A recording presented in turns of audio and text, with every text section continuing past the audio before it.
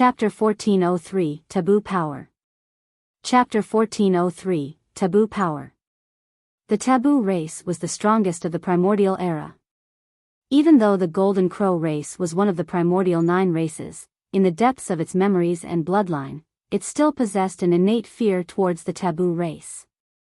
Su Zimo glared at the Golden Crow third prince and the others with a cold gaze. The dragon true body had already become a thing of the past. Right now, his body was the true body of a dragon phoenix.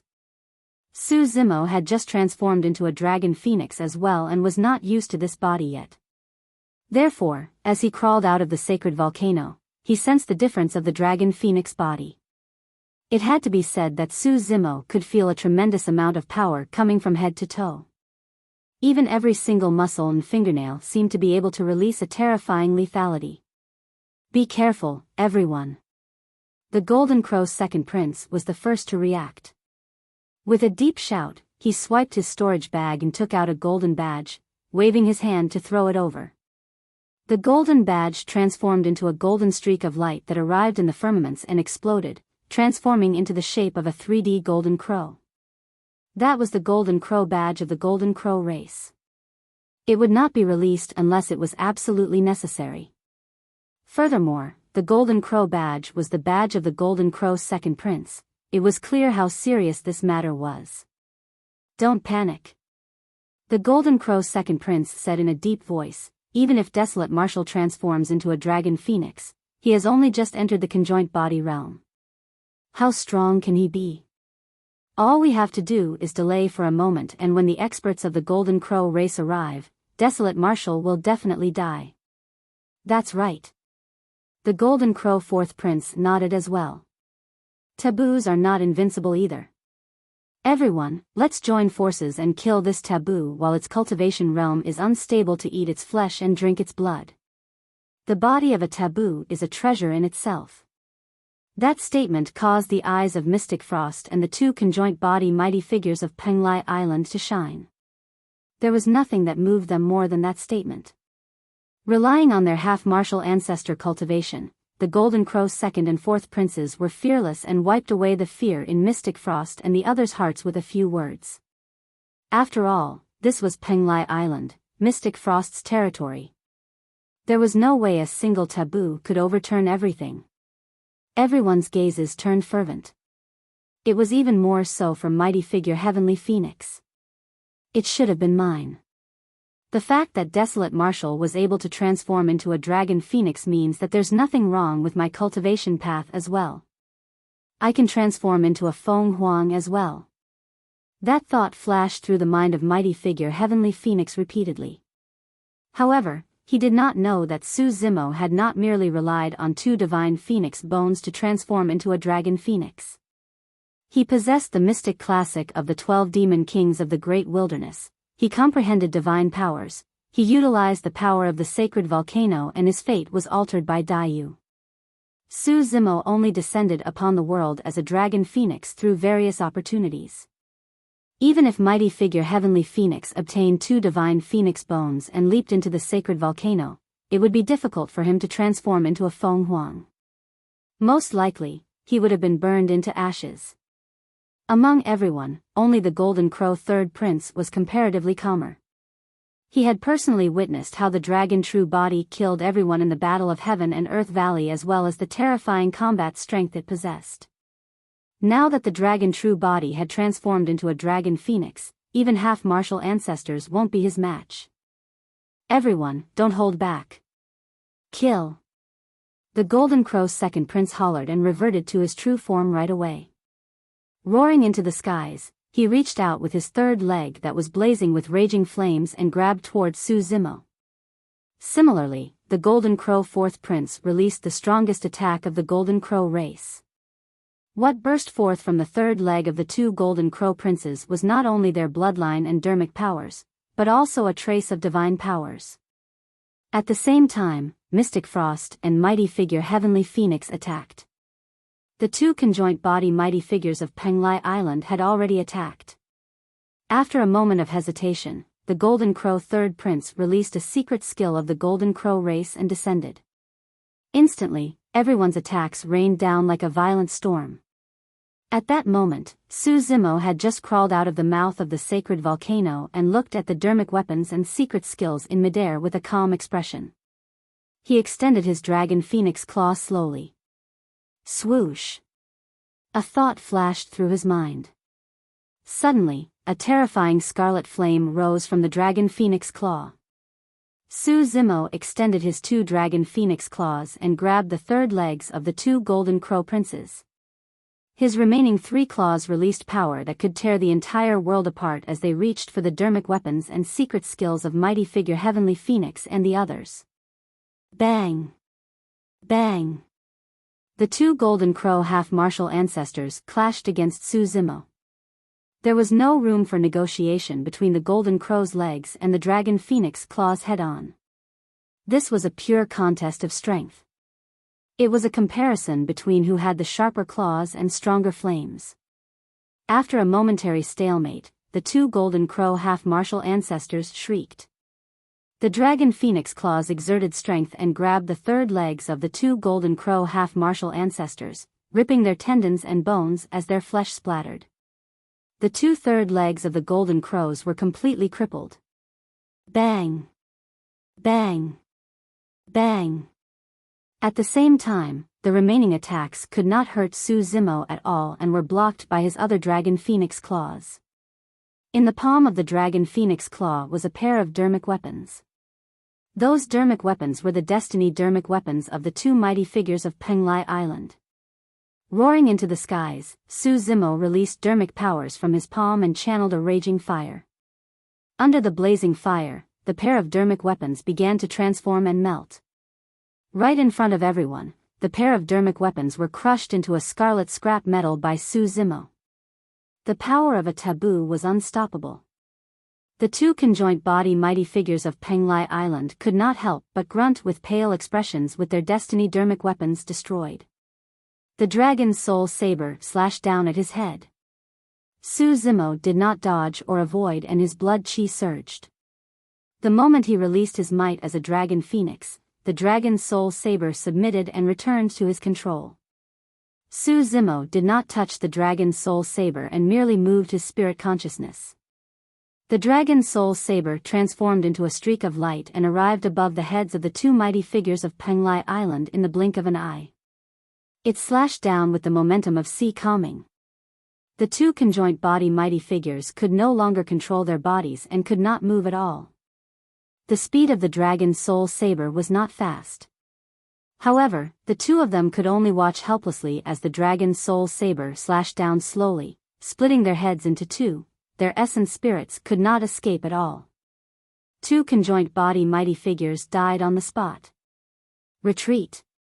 Enduring the immense pain, the golden crow's second prince hollered and the golden wings behind him flapped, turning into a golden beam of light that fled towards the golden crow habitat. Without his reminder, the golden crow 3rd and 4th princes moved as well. Mighty figure Mystic Frost fled towards the inner island. Mighty figure Heavenly Phoenix fled out of the island. The Golden Crow race was ranked at the top of the primordial 9 races in terms of movement techniques and were comparable to the Rakshasa race.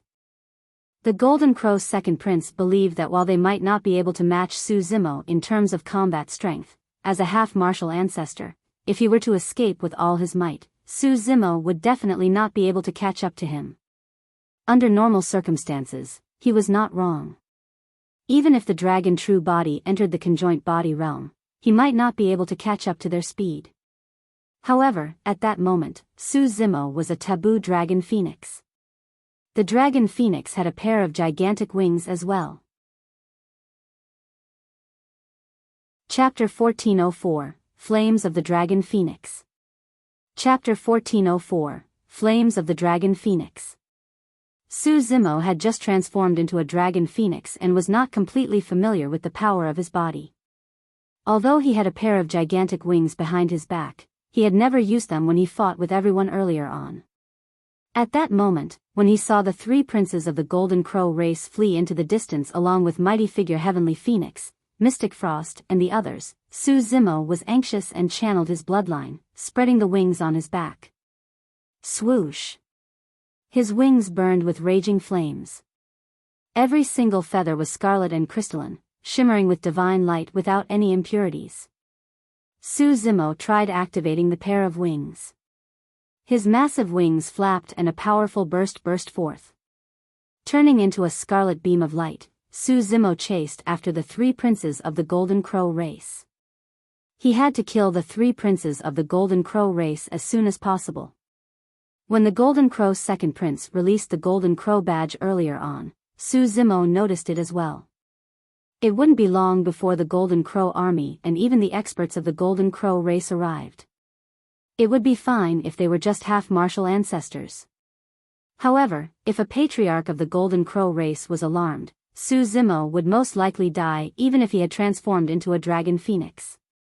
A Patriarch had already entered the Mahayana realm and comprehended true divine powers. That sort of power was way beyond the conjoint body realm. The difference in lifespan alone was clear. Conjoint body mighty figures of the human race had a lifespan of 20,000 years. After entering the Mahayana realm, one's lifespan would increase to 100,000 years. The Golden Crow 3 princes sprinted the entire way. However, within a few breaths, the 3 princes felt a scorching heat wave behind them, approaching them rapidly with a terrifying killing intent. The Golden Crow's second prince turned around. That single glance almost scared him out of his wits. Not far behind the 3 of them, the terrifying figure of the dragon phoenix was closing in rapidly. Its wings flapped and it was clearly much faster than them. Among the primordial 9 races, the Golden Crow race had the fastest movement techniques. However, it was a huge gap compared to the dragon phoenix of the Taboo. Among the 3 princes, the Golden Crow third prince had the lowest cultivation realm and his movement technique was the slowest as well. Su Zimo caught up to the Golden Crow third prince first. Without stopping or decreasing his speed at all, he reached out with his dragon phoenix claws and grabbed the head of the latter. The 5 dragon phoenix claws sealed all of the Golden Crow third prince's escape routes. With nowhere to run, the Golden Crow third prince's head was crushed by the dragon phoenix claws and his essence spirit was destroyed, dying on the spot. After 3 breaths, Su Zimo caught up to the 2 princes once more. Flapping his wings, he released 2 scorching flame barriers that blocked their path forward. Desolate Marshal, this is Penglai Island. When he saw that he could not escape, the Golden Crow's second prince could not help but turn around and shout, "I've already released my Golden Crow badge. Before long, a Patriarch of my Golden Crow race will descend. If you dare to hurt me, you won't be able to leave Penglai Island either." The Golden Crow fourth prince shouted in a fierce manner as well, "Desolate Marshal, if you leave now, you might still have a chance to escape. If you linger here, the only thing awaiting you is death." The 2 princes were extremely smart. If Su Zimo could be scared off by their words, that would be for the best. Even if they failed, they would definitely be able to intimidate him and buy time. Unfortunately, their opponent was Su Zimo, who was decisive to kill. "How dare you threaten me? I'll kill you guys." Su Zimo's voice was cold and he had no qualms at all. He was irreconcilable with the Golden Crow race a long time ago. Notwithstanding the fact that many Golden Crows died in his hands in the Battle of Heaven and Earth Valley, the Golden Crow race would not let him live with his status as a taboo dragon phoenix.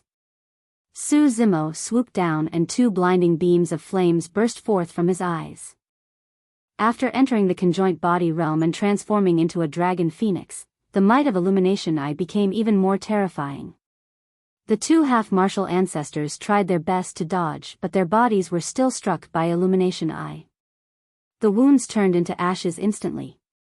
Su Zimo swooped down and extended his sharp dragon phoenix claws to grab the Golden Crow second prince. At the same time, he opened his mouth and bit towards the Golden Crow fourth prince on the other side. He used his fangs and claws completely. The 2 princes fought Su Zimo in close combat. In just 2 to 3 breaths, the Golden Crow's second prince's body was crushed by the dragon phoenix claws and his essence spirit was burned to ashes by the flames on the dragon phoenix's body. On the other side, the dragon phoenix bit the golden crow fourth prince's neck and snapped it. With a few consecutive bites, Su Zimo crushed the golden crow fourth prince's head and devoured the latter's essence, spirit and blood. After killing the three princes, Su Zimo turned around and looked at Mystic Frost, who was escaping to the inner island. The young master of Penglai Island, Mystic Frost, played an important role in his trip here. This man must not survive either. Su Zimo flapped his wings and flames surged into the skies. Everywhere they passed, the white clouds in the firmaments were burned into a fiery red. No matter how fast Mystic Frost was, he could not compare to the Golden Crow race. Even after Su Zimo killed the three princes and turned to chase after him, he had only just ran down the sacred volcano and was at the foot of the volcano. Cultivators of Penglai Island, listen up. An enemy has invaded. Hurry and come save me. Mystic Frost could not care less about his dignity and howled hysterically. That roar alarmed many experts on the island. Figures rushed into the skies one after another. Who is that? How dare you attempt to kill someone of Penglai Island? This. Heavens, what is that? The dozens of figures that arrived right away were all conjoint body mighty figures of Penglai Island. Mystic Frost did not show any joy at the sight of the conjoint body mighty figures. Instead, he turned even more anxious and hollered, "Hurry back. Hurry back and invite the Patriarch out of seclusion." Right then, Su Zimo stood in midair with his wings flapping. Facing the many conjoint body mighty figures not far away, he suddenly opened his mouth. Swoosh! An incomparably scorching scarlet flame burst forth from Su Zimo's mouth that contained an extremely terrifying power, as though it could incinerate everything in the world into ashes. Even the void cracked under the burning of the flames. Terrifying flames rained down and engulfed the mighty figures of Penglai Island instantly. Even Mystic Frost was not spared. This was the innate divine power that Su Zimo comprehended after entering the conjoint body realm and transforming into a dragon phoenix. It was the innate divine power of a dragon phoenix. It was the divine phoenix flame. Ah! Ah! Ah! A series of tragic cries sounded from the crowd. Even conjoint body mighty figures could not break free from the sea of flames released by the dragon phoenix. In just a dozen breaths, many mighty figures of Penglai Island were burned to ashes without a corpse remaining. Chapter 1405, Extreme Speed. Chapter 1405, Extreme Speed. Su Zimo released the dragon phoenix flame and incinerated all the conjoint body mighty figures of Penglai Island who were in his way into ashes. Mystic Frost's pupils constricted at the sight of that. Swash! Su Zimo's figure flashed and a scarlet beam of light approached. Against the terrifying might of the dragon phoenix, Mystic Frost no longer had any thoughts of defending. His head was punctured by Su Zimo's dragon phoenix claws and his essence spirit was destroyed. The young master of Penglai Island was dead. After killing everyone, Su Zimo swept his gaze across the foot of the mountain. Not far away, there were even some corpses of cultivators. They were Jing Ming, Jing Sheng, and the others who had followed them here. Those people were initially subservient to mighty figure Heavenly Phoenix. However, in order to not expose what happened today, mighty figure Heavenly Phoenix killed those cultivators of Divine Phoenix Island first. Su Zimo spread his wings and flew back to the peak of the sacred volcano. At that moment, there was no longer a need for him to conceal his tracks. Given the massive commotion on the sacred volcano, many Penglai Island cultivators had already seen his true form. There was no way he could kill all of them. At that moment, there were still no half-martial ancestors. However, if he waited till half-martial ancestors or patriarchs of Penglai Island and the Golden Crow race arrived, he would most likely be doomed. He had to leave the island as soon as possible. The reason why Su Zimo returned to the peak of the sacred volcano was because he was worried about Mo Ing. Since Mo Ing had followed him here, he had to take her back alive. Young master. When she saw Su Zimo in that state, Mo Ing was still skeptical and shouted in an experimenting manner. It's me. Su Zimo said in a deep voice, "We can't linger here. Leave with me." Mo Ing was severely injured and Su Zimo tossed her onto his back. Flapping his wings, he soared into the skies and sped into the distance with a streak of flames. At the same time, Su Zimo released his massive spirit consciousness and searched the surface of the sea. After entering the conjoint body realm, Su Zimo's spirit consciousness expanded to a shocking range. Before long, he caught sight of a figure scurrying to escape. Mighty figure Heavenly Phoenix. Su Zimo's expression was as cold as ever. Mighty figure Heavenly Phoenix set a trap to kill him. This was somebody he had to kill. The speed of the dragon phoenix was way too fast. Even half-martial ancestors of the Golden Crow race could not match Su Zimo in terms of movement speed, let alone mighty figure Heavenly Phoenix who was at the conjoint body realm. In just a dozen breaths, a large scarlet cloud shrouded the head of mighty figure Heavenly Phoenix. Sensing danger, mighty figure Heavenly Phoenix looked up instinctively and saw Su Zimo flapping his wings through the clouds. Although Su Zimo's body was blazing with raging flames, his gaze was cold as ice. Mighty figure Heavenly Phoenix felt his scalp tingle.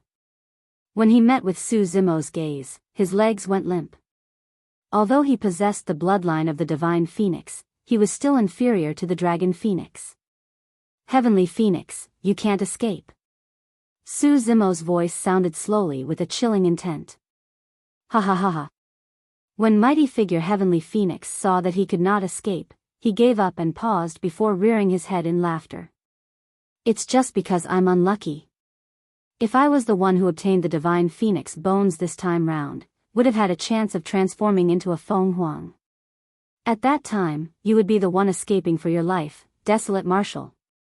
Kill." Mighty figure Heavenly Phoenix refused to surrender and roared into the skies. His essence spirit, blood chi and dermic powers were already channeled to their limits as he charged towards Su Zimo. Su Zimo had a fearless expression as he swooped down like a gigantic fireball. Boom! There was a deafening sound. Flames splattered everywhere. After a brief pause, mighty figure Heavenly Phoenix was devoured by the gigantic fireball and his essence spirit was destroyed. Su Zimo's figure reappeared. After calming down, he continued speeding towards Divine Phoenix Island. Before long, he felt a sense of trepidation. It was as though he was targeted by an extremely terrifying existence and could face a calamity at any moment. He had entered the conjoint body realm and had the potential to grow into a dragon phoenix with shocking combat strength. There were not many people in Tianhuang mainland who could threaten him anymore. There was only a single possibility for him to sense danger. A Mahayana Patriarch. However, he did not know if it was a Patriarch of Penglai Island or the Golden Crow race. All of a sudden, a warning flashed in Su Zimo's mind. He did not stop and looked up instinctively. The skies darkened. Above his head, a gigantic black cloud shrouded and rumbled like ink. Gradually, the gigantic cloud began to spin, forming a massive vortex. A strange power emanated from the center of the vortex.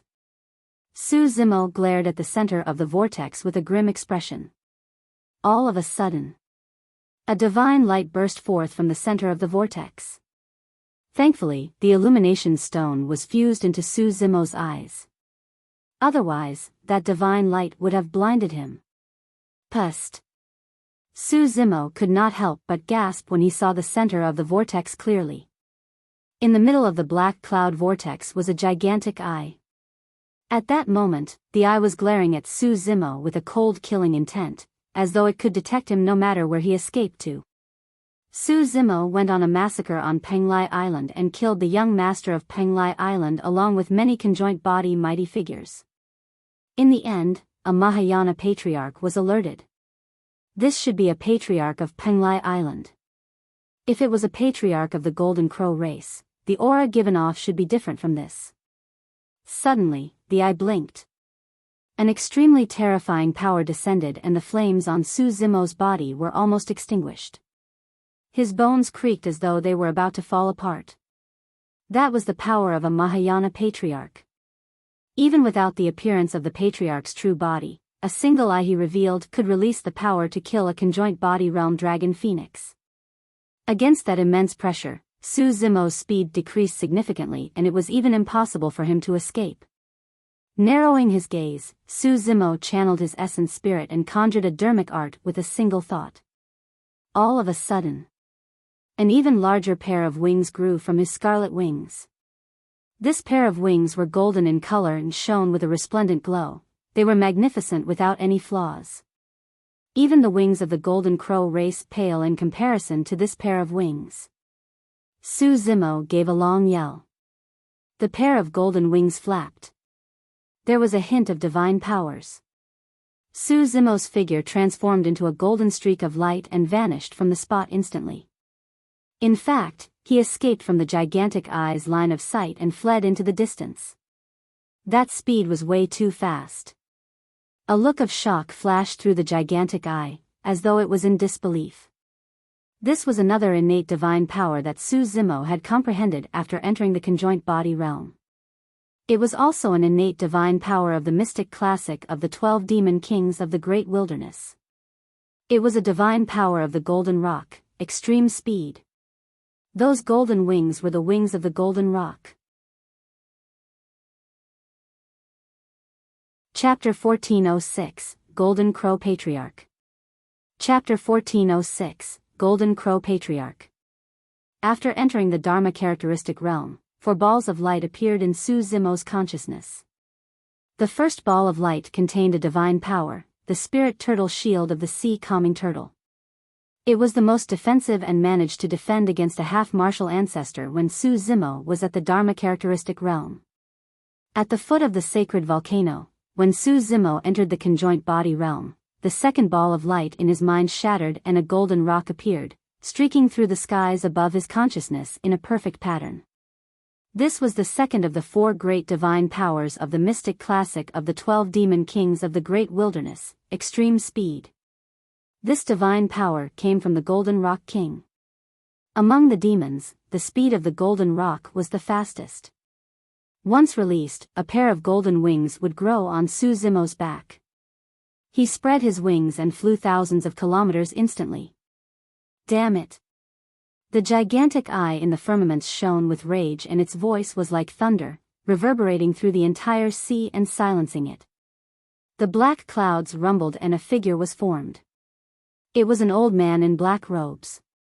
His beard was grayish-white and his eyes were unusually large with slight protrusions. He looked extremely terrifying. It was Patriarch Black Cloud of Penglai Island. Patriarch Black Cloud's eyes darted around to search for Su Zimo. However, Su Zimo had already fled thousands of kilometers away when he released his extreme speed divine power and was beyond Patriarch Black Cloud's vision. I don't believe that you can escape from my grasp when the East Sea is millions of kilometers away from the South Sea. Patriarch Black Cloud harumphed coldly and his glabella shone as he channeled his massive spirit consciousness above the East Sea. The range of a Mahayana Patriarch's spirit consciousness was at least 50,000 kilometers. Within 50,000 kilometers, every single action of any living being could not escape the senses of a Mahayana Patriarch. Such an ability was already rather terrifying. Patriarch Black Cloud's spirit consciousness descended and before long, he discovered a speeding golden light in the sea 5,000 kilometers away. It was Su Zimo. In that short period of time, Su Zimo had already escaped more than 25,000 kilometers. Desolate Marshal, you can't escape. Patriarch Black Cloud murmured softly. However, that voice crossed thousands of kilometers and entered Su Zimo's ears clearly, as though Patriarch Black Cloud was whispering to him. Su Zimo's heart skipped a beat. Extreme speed alone was not enough. The dragon phoenix wings on Su Zimo's back flapped at the same time. Initially, Su Zimo's figure was merely a streak of golden light. But now, there was a scarlet shade on that golden light. Su Zimo's speed rose once more. As Patriarch Black Cloud sped with all his might, he suddenly realized that Su Zimo's speed had increased significantly once more. The distance between them was getting wider. Before long, Su Zimo's figure vanished from the range of his spirit consciousness completely. This meant that a conjoint body mighty figure had escaped from his pursuit. Patriarch Black Cloud stopped in his tracks with a terrible expression. Given Desolate martial speed, he would not be able to catch up even if he continued chasing, and it would be futile. I managed to let a conjoint body mighty figure escape. Patriarch Black Cloud was secretly frustrated. Right then, his expression changed. As though he sensed something, he looked up instinctively with a hint of fear in his eyes. Thereafter, he sneered, "Desolate Marshal, you can't escape after all." On the surface of the sea, Su Zimo sprinted the entire way without daring to relax. He had already left the Patriarch with the gigantic eye far behind. However, for some reason, the sense of danger in his heart did not vanish. Before long, a warning flashed in Su Zimo's mind. A terrifying might descended. That pressure was even stronger than the Patriarch with the gigantic eye earlier on. Another Patriarch had appeared. Su Zimo was secretly shocked. What worried him was that although he had already released his extreme speed divine power and dragon phoenix wings, this Mahayana Patriarch still caught up to him. This meant that the Patriarch was even faster than him. If he was not wrong, the pursuer should be a Patriarch of the Golden Crow race. Only the Golden Crow race could possess such speed. Immediately after, a scorching aura descended from the skies and enveloped Su Zimo.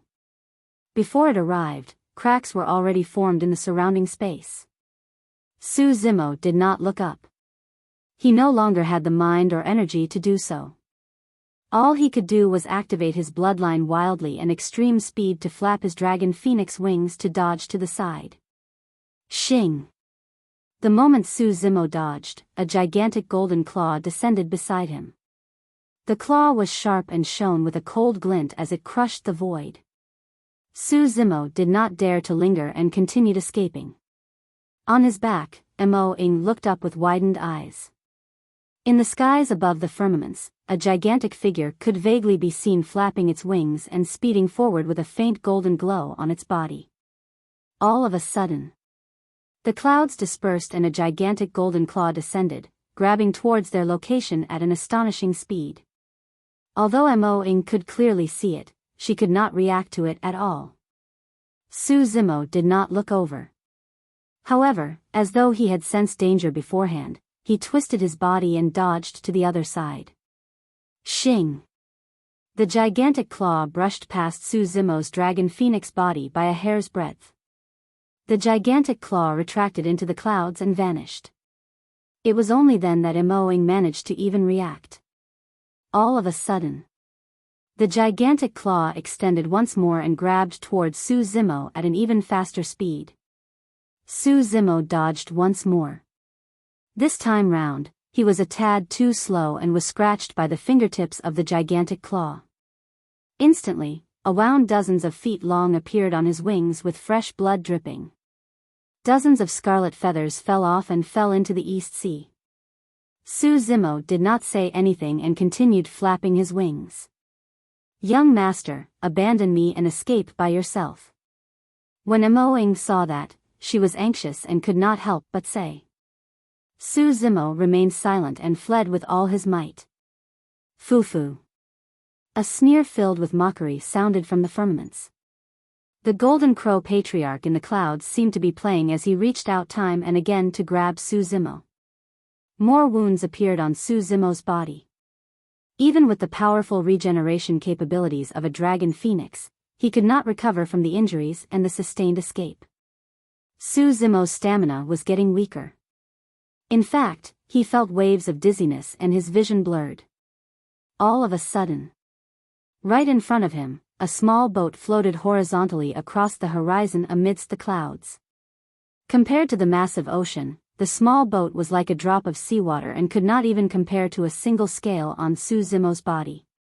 However, Su Zimo was invigorated when he caught sight of the small boat. On the small boat laid a figure with a lazy posture. He wore a green woven rush raincoat and a green straw hat with a fishnet scattered beside his feet. The figure allowed the small boat to drift aimlessly in the seawater and was totally not bothered, looking extremely relaxed. Chapter 1407, Tribulation Transcendence Immortals. Chapter 1407, Tribulation Transcendence Immortals. Why is there a fisherman here? Mo-ing sighed softly. In her opinion, even Dharma-characteristic Tao lords would be shredded into pieces against the might of a Mahayana patriarch, let alone a fisherman. Right then, on the small boat, the fisherman removed the green straw hat on his face, revealing an ordinary face with an unshaved beard. The Golden Crow Patriarch in the clouds attacked once more. A gigantic golden claw blazing with flames descended and grabbed towards Su Zimo.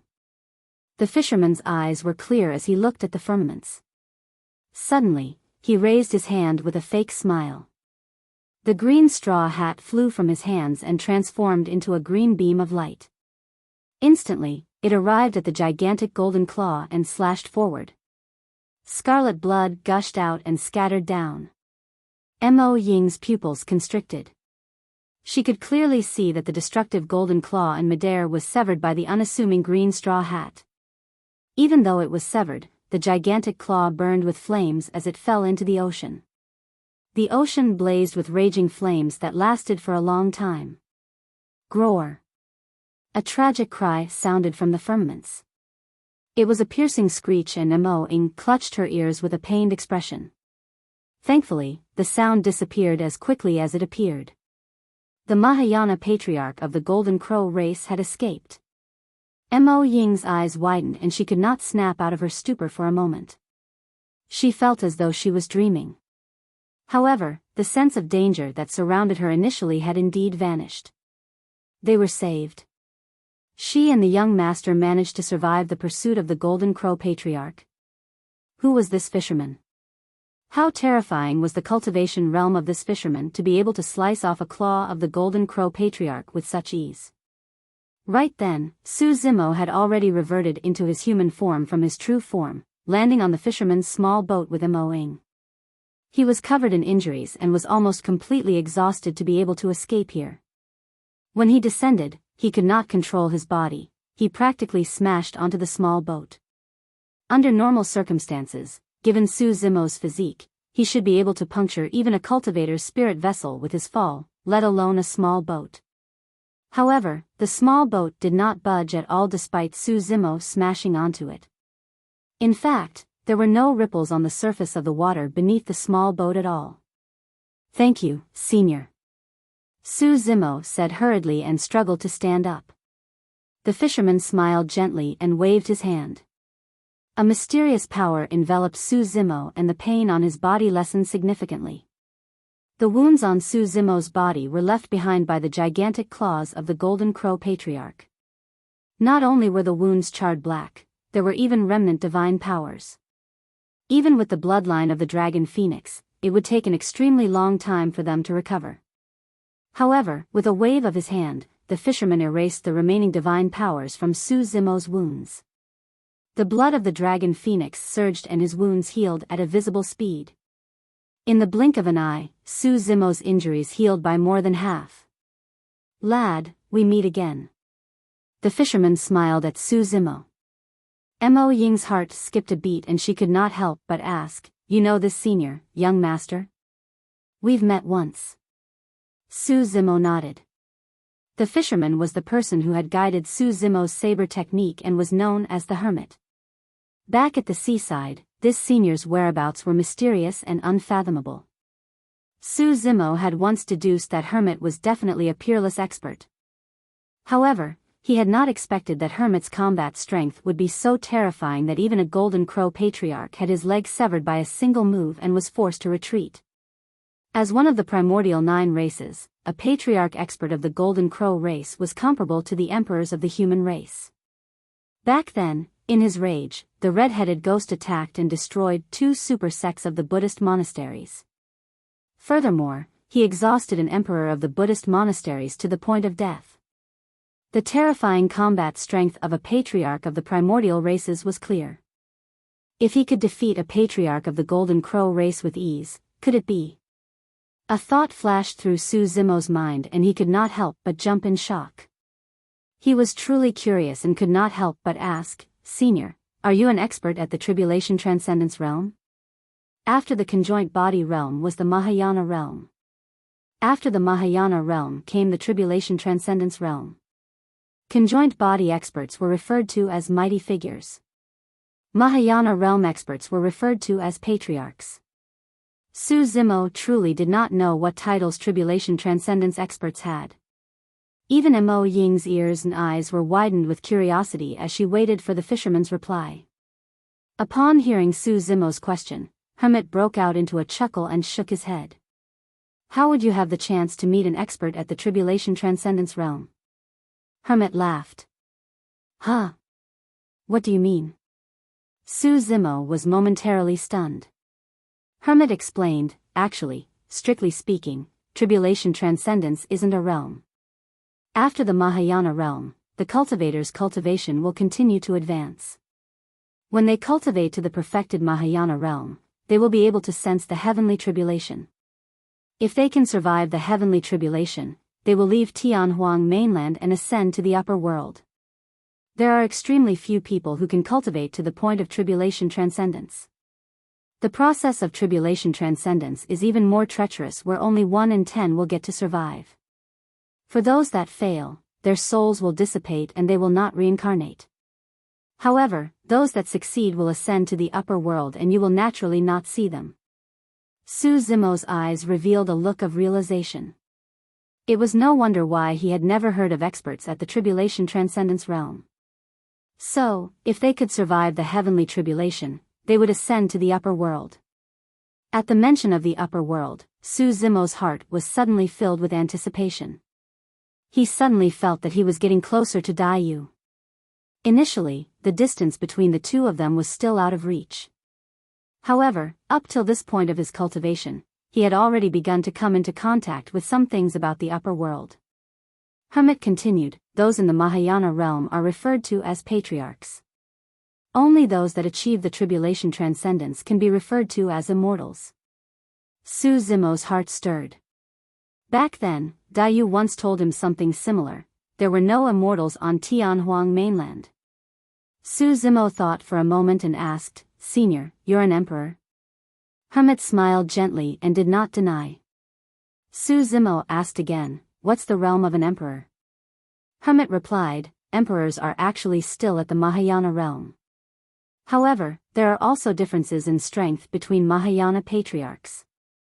Emperors are the strongest type of patriarchs.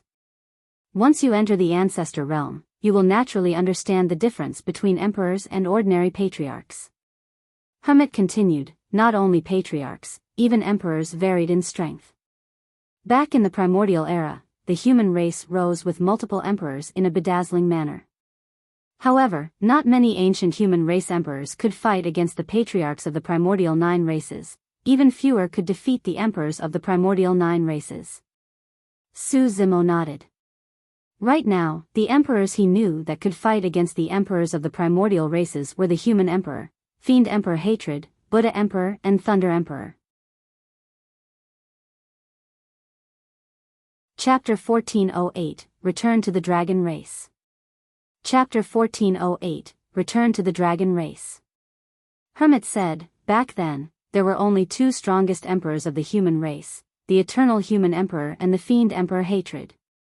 Even the Buddha Emperor, Thunder Emperor, Saber Emperor and Sword Emperor were ranked behind them.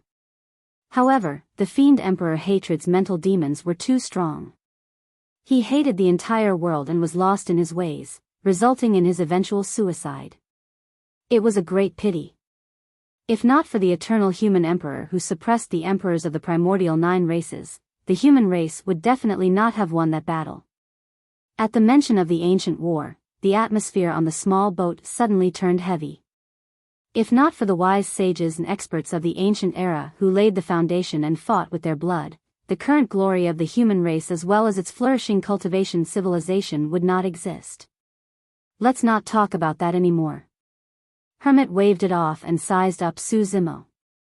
You've changed quite a bit after not seeing you for a couple of years. Su Zimo replied, it was all through fate and coincidence. Your cultivation is still too low. Hermit shook his head.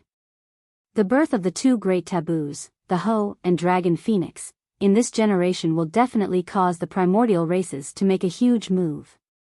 Although you're a taboo, your cultivation is only at the conjoint body realm.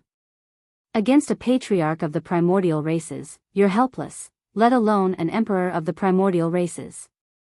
Su Zimo's heart skipped a beat as he asked, Senior, you mean to say that the primordial races might start a huge battle in Tianhuang mainland? It's not a possibility, it's a certainty. Hermit sighed gently. Initially, this battle might only happen many years later. But now that the two taboos have appeared, even the primordial races can't sit still. The human race has a long history and many supersections. Given our many years of foundation, can't we defeat the primordial races? Su Zimo furrowed his brows slightly. That's going to be difficult. Hermit said, it's difficult for humans to go against the primordial races without a peerless talent like the eternal human emperor. It's still unknown who will be the masters of Tianhuang mainland. Hermit said meaningfully. After pondering for a moment, he continued, you're a taboo dragon phoenix. If you return to the dragon race, you'll definitely be protected by them. If you still care about your ties with the human race, I hope that the dragon race will be able to join forces with the human race against the other primordial races when the battle comes. Don't worry, Senior. Su Zimo nodded. Actually, even without Hermit's reminder, Su Zimo intended to make the same preparations. The reason why the Martial Dao Prime Body sent the Kuan Peng egg back to Biming was because he hoped that he could borrow the strength of the Kuan race in the future. Senior, how's your combat strength compared to the human emperor of the ancient era? Su Zimo asked again. In his opinion, if Hermit could defeat a patriarch of the Golden Crow race with such ease, the combat strength of the latter must definitely be top tier among the emperors. Hermit smiled and shook his head. I'm far inferior compared to the eternal human emperor. The birth of the dragon phoenix will spread through Tianhuang mainland before long, and even Divine Phoenix Island won't be able to protect you. You have to head to the Dragon Bone Valley. A wary look flashed through Hermit's eyes. The emperor of the Golden Crow race is extremely strong. He's even stronger than the Golden Crow emperor of the primordial era. Only the Dragon Bone Valley can protect you. Even you can't defeat him, Senior? Su Zimo frowned and asked. It's hard to tell. Hermit shook his head. Furthermore, I can already sense the heavenly tribulation. I don't have much time left in Tianhuang mainland. If I leave, Divine Phoenix Island will no longer have any emperor. You'll be the only one we can rely on if anything happens. Don't worry, Senior.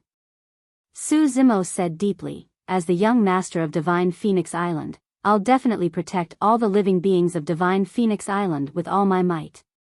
Yes. Hermit said, I'll tear through space and teleport you to the Dragon Bone Valley. There's no need for you to return to Divine Phoenix Island. The birth of the Dragon Phoenix would definitely cause a huge storm. The only way Su Zimo could survive was if he hid in the Dragon Bone Valley. Hermit extended his palm. Without making any motions, he merely grabbed at the void gently. The void before him suddenly collapsed and a dark passage appeared as a sinister wind gusted within. A spatial tunnel was formed with a casual tear. This was equivalent to summoning a major transference talisman. The casual method of an emperor was already this shocking. Su Zimo narrowed his eyes slightly, seemingly shocked. Go on. Hermit nodded slightly. Young master, I'll follow you as well. Mo-ing said hurriedly. Su Zimo shook his head. No, that's the Dragon Bone Valley. As a human, it's inconvenient for you to enter. Don't worry, we'll meet again. With that said, Su Zimo leaped into the spatial tunnel. Hermit retracted his palm and the void gradually healed. You should head back too. He waved to Mo-ing. Thereafter, her body drifted uncontrollably towards Divine Phoenix Island and vanished in the blink of an eye. Hermit laid down once more with a faint smile and a sinister blood glint in his eyes. He picked up the green straw hat beside him and covered his face. Dragon Bone Valley. Suddenly, a gigantic crack appeared in the skies and Su Zimo's figure descended. Looking at the familiar surroundings and sensing the aura of the dragon race, Su Zimo heaved a sigh of relief. Thankfully, nothing went wrong. Hermit, hermit. Su Zimo murmured softly in deep thought. Who's there? Su Zimo's descent attracted the attention of some patrolling dragons before long. Many dragons rushed over. You are. Young master. When the dragons caught sight of Su Zimo, they were stunned for a moment before reacting swiftly and exclaiming. The young master is still alive. The dragons cheered.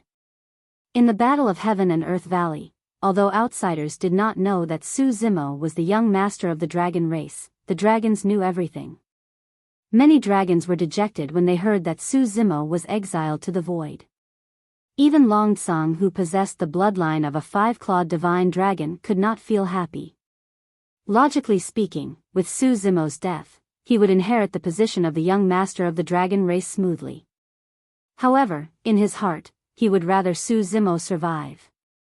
That way, he would be able to keep improving and have a goal to catch up to. Long Mo had returned. The news spread rapidly through the Dragon Bone Valley. Long Shi rushed over. The tyrant dragon who was once hot-tempered was now laughing and crying with teary eyes. Su Zimo even caught sight of Solitary Cloud. Solitary Cloud wore scarlet robes of the Illumination Dragon lineage. It was clear that he was now a part of the Illumination Dragon lineage. Su Zimo could clearly sense that Solitary Cloud's dragon bloodline was now extremely pure. This meant that Solitary Cloud had already broken free from the bloodline of the Flood Dragon and transformed into a true dragon completely. Master. Solitary Cloud knelt before Su Zimo and kowtowed. Good, very good. Su Zimo nodded and waved his sleeves, helping Solitary Cloud up. In the Dao inheritance ground, Solitary Cloud had once risked his life to save Su Zimo. Now that Solitary Cloud had transformed into a true dragon and obtained an opportunity that was solely his, Su Zimo was delighted as well. Long Mo, it's great that you're not dead. Ha ha ha ha. Right then, Long Song's hearty laughter sounded. He strode over in huge strides and said with a smile, You've returned at the right time. I've comprehended another innate divine power. Let's fight again and I can let you experience it. Chapter 1409, Wounded Red-Headed Ghost. Chapter 1409, Wounded Red-Headed Ghost. Oh. Su Zimo's gaze shifted to Longsong as he nodded slightly. Not bad, you've already entered the conjoint body realm. Longsong had been stuck at the perfected Dharma characteristic realm for many years. Although he was defeated in the battle with Su Zimo, his fighting spirit was ignited. Furthermore, he had benefited immensely from that battle. Not long after he returned to seclusion, he felt his cultivation realm shift and broke through to the conjoint body realm in one fell swoop. Back when he was at the Dharma characteristic realm, Longsong comprehended two innate divine powers. After entering the conjoint body realm, he comprehended another innate divine power and his combat strength increased exponentially. That was the reason why he looked for Su Zimo excitedly and wanted to fight again. Longsong, what are you doing? Long Shi raised her brows and glared at Longsong, saying in an unfriendly manner, Our young master have only just advanced to the Dharma characteristic realm and not long ago, but you're already at the conjoint body realm. What's there to fight? It's completely unfair. Haha. Longsong burst into laughter and teased, Your heart is already aching before the fight begins. If we really end up in a fight, the two of you can't join forces. It's none of your business. Long Shi raised her fist. Forget it. Longsong smiled. Young master, we'll fight again after you advance to the conjoint body realm. In the dragon race, you're the only one worthy of being my opponent. Conjoint body realm? Su Zimo smiled gently. I am now. Longsong was stunned. The dragons widened their eyes as well and looked at Su Zimo in disbelief, thinking that they had heard wrongly. How many years had passed since the young master entered the Dharma characteristic realm? Dragons had long lifespans. All these years that passed felt like the blink of an eye for the dragons. Su Zimo did not say much and merely released his might as a conjoint body slowly. The dragons were shocked. Indeed. Long Tsang was delighted as well as his eyes lit up. Good, good, good. That's perfect. Let's fight in the dragon blood battlefield again. You're not my match. Su Zimo shook his head. Why? Long Tsang's expression darkened in displeasure. Are you looking down on me?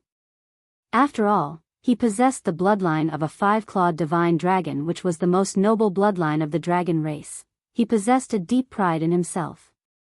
He had indeed lost to Su Zimo in the past and he was convinced of his defeat in that battle as well. However, he had never admitted defeat.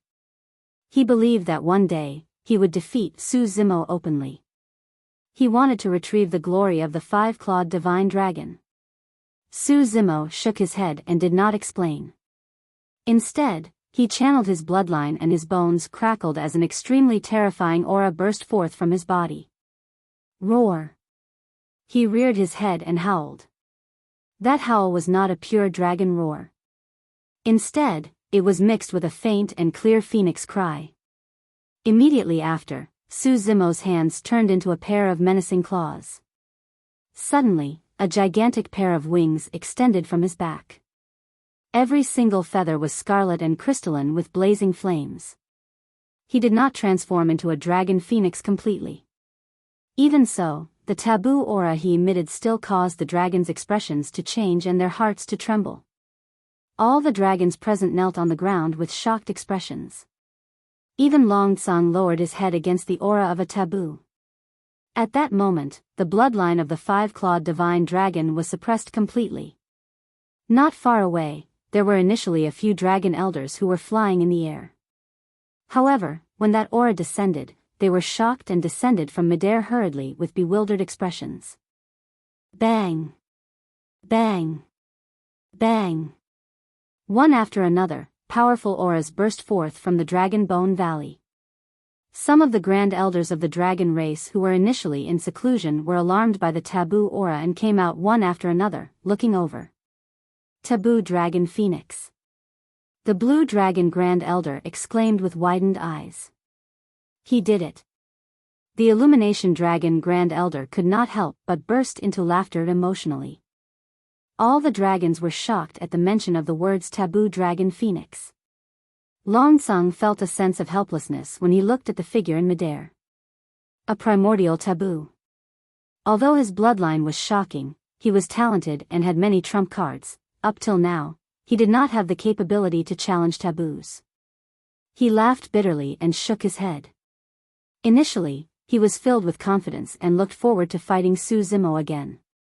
To think that the gap between the two of them would only increase after a few years. Long Imo. The voice of the Illumination Dragon Grand Elder sounded, "Follow me to meet someone." Surveying his surroundings, Su Zimo's gaze landed on Long Tsang. Nodding, he reverted to his human form and left with the Illumination Dragon Grand Elder. Before long, the two of them arrived before a gigantic cave. The cave reeked of medicinal herbs that were extremely pungent. The cave was extremely spacious and there was only a single person. His scarlet hair was like flames and he had a rough appearance. With a burning gaze, he exuded an extremely powerful might. Red-headed ghost. Su Zimo was momentarily stunned. He has already transformed into a dragon phoenix. The red-headed ghost swept his gaze across Su Zimo and asked. Su Zimo nodded before frowning. Red-headed ghost, you're injured? Yes. The red-headed ghost had a terrible expression. Why don't you head to the primordial divine spring to recuperate? Su Zimo asked again. The Illumination Dragon Grand Elder at the side explained, although the primordial divine spring can revive the dead and regrow flesh, its impact on Ancestor realm experts is almost negligible. Who could have hurt you? Frowning, Su Zimo could not help but ask. What sort of combat strength did the red-headed ghost possess? Back then, he fought against the Dharma Emperor of the Buddhist monasteries with an internecine outcome and even single-handedly destroyed 2 super sects. But now, the red-headed ghost was injured. The red-headed ghost said in a deep voice, "That day, after I left the Dragon Burial Valley, I did not return to the Dragon Bone Valley. Instead, I went to another place." After a moment of silence, Su Zimo suddenly thought of something and blurted, "Thousand Demon Valley." "That's right." The red-headed ghost nodded. "You once mentioned to me that a blood face appeared in the 1,000-year blood sea of Thousand Demon Valley as well. I naturally had to find out more. Back then, a blood face was hidden at the bottom of the Dragon Burial Valley. If not for Dai Yu's appearance, even Monk Yuan Bei and the red-headed ghost would not have noticed the existence of that blood face. That blood face could very likely be the true mastermind behind the destruction of the great Qian Empire. The death of the red-headed ghost's child might have something to do with that blood face as well. Given the red-headed ghost's temperament, he would naturally not miss out upon receiving news of the blood face. "You saw him?" Su Zimo frowned and asked. "No." The red-headed ghost had a grim expression. "Before I could see clearly what was beneath the 1,000-year blood sea, I was injured by it and nearly died within." Su Zimo's heart skipped a beat. The 1,000-year blood sea was even more terrifying than he had imagined. The Illumination Dragon Grand Elder said in a deep voice, "Zimo, that blood sea is extremely terrifying. You must not step foot into it before you cultivate to the Mahayana realm." Su Zimo nodded. Chapter 1410, Ancestral Dragon Ground. Chapter 1410, Ancestral Dragon Ground. "Where have you been for the past few years?" the red-headed ghost asked. Su Zimo recounted his experiences on Divine Phoenix Island in a rough manner, including how he killed the 3 Golden Crow Princes on Penglai Island as well as Hermit. The Illumination Dragon Grand Elder focused his gaze. "If I'm not wrong, he should be this generation's Saber Emperor."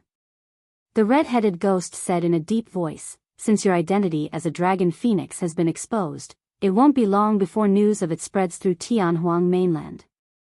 For the time being, don't leave the Dragon Bone Valley. Once the news spread to the various forbidden grounds, it would definitely cause a huge uproar." There was a high chance that experts of the primordial races would attack to kill Su Zimo the moment he showed himself. It was the same as Night Spirit back then. "Let's head to the Ancestral Dragon Ground." Right then, the red-headed ghost said in a deep voice, "Let Long Mo and Long Tsang go together. That's the only place where they can grow at the fastest speed. If the other primordial races were to disregard everything and join forces to kill the Taboo Dragon Phoenix, the dragon race alone would definitely not be able to defend against it. The only way to tide through this calamity was to let the Taboo grow as quickly as possible."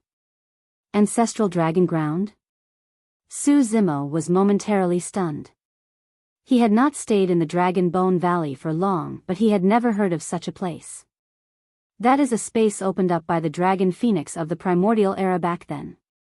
If the ancestral dragon of every generation could not transcend the tribulations and his lifespan was exhausted, he would be buried there.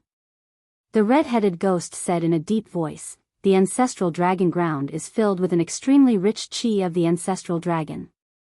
If you cultivate there, you'll definitely require less effort for everything. Why not let our clansmen cultivate there?" Su Zimo could not help but ask. The red-headed ghost sneered, "Do you think that the chi of the ancestral dragon is something that anyone can endure? If not for the fact that you're a dragon phoenix and Long Tsang is a 5-clawed divine dragon, any other adult dragon at the conjoint body realm would explode and die inside." The Illumination Dragon Grand Elder said, "The Taboo Dragon Phoenix of the primordial era should have left some legacies in the Ancestral Dragon Ground. Only your bloodline is qualified to inherit them. Cultivate there. Unless the Dragon Bone Valley is destroyed, you'll definitely be safe in the Ancestral Dragon Ground without any danger." "All right." Su Zimo nodded. With the Martial Dao True Body and Green Lotus True Body watching over Tianhuang mainland, nothing major should happen to it. Go on, I still have to recuperate in seclusion. The red-headed ghost waved his hand. Follow me. The Illumination Dragon Grand Elder left the cave first with Su Zimo right behind. Before long, the two of them arrived before the Ancestral Dragon Divine Pillar. The Illumination Dragon Grand Elder released his spirit consciousness and sent out a series of messages. Before long, the Grand Elders of the other four lineages arrived as well as Long Tsang. Open the Ancestral Dragon Ground and send Long Mo and Long Tsang in. The Illumination Dragon Grand Elder said in a deep voice.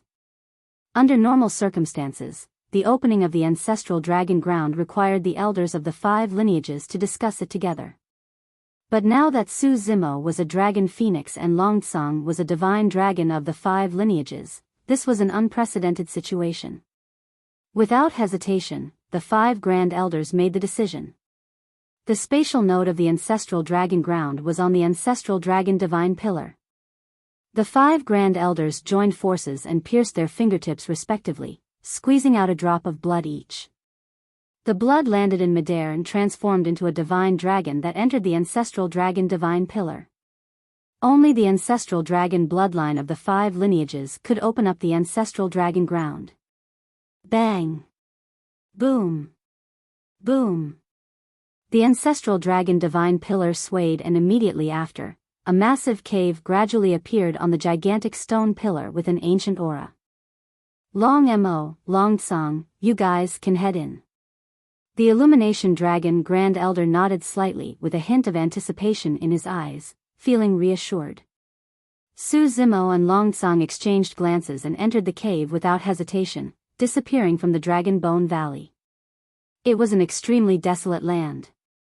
From afar, there was no greenery to be seen. In the distance, gigantic stone pillars that towered into the skies were erected. They had some words of the dragon race etched on them. An ancestral dragon was buried beneath every single stone pillar. The stone pillars resembled tombstones of the human race. The two of them had just arrived in this space when they felt an extremely powerful ancestral dragon chi surge into their bodies wildly, tempering and transforming their bodies. Yes. Long Tsang grunted. Poof. Poof. Poof. Almost in the blink of an eye, his skin exploded with streaks of blood appearing. He was drenched in blood. The ancestral dragon chi here was left behind by the ancestral dragons of the past. Under normal circumstances, only the ancestral dragon could cultivate here. Conjoined body mighty figures could not withstand it at all. However, Long Tsang was a 5-clawed divine dragon after all. Although he was only at the conjoint body realm, his body and bloodline were already extremely strong. Under the baptism of the ancestral dragon chi, he managed to survive and panted heavily. On the other side, Su Zimo merely frowned. The ancestral dragon chi entered his body and gradually fused with his body and bloodline without causing much of a reaction. The difference between the two of them was clear. Still all right?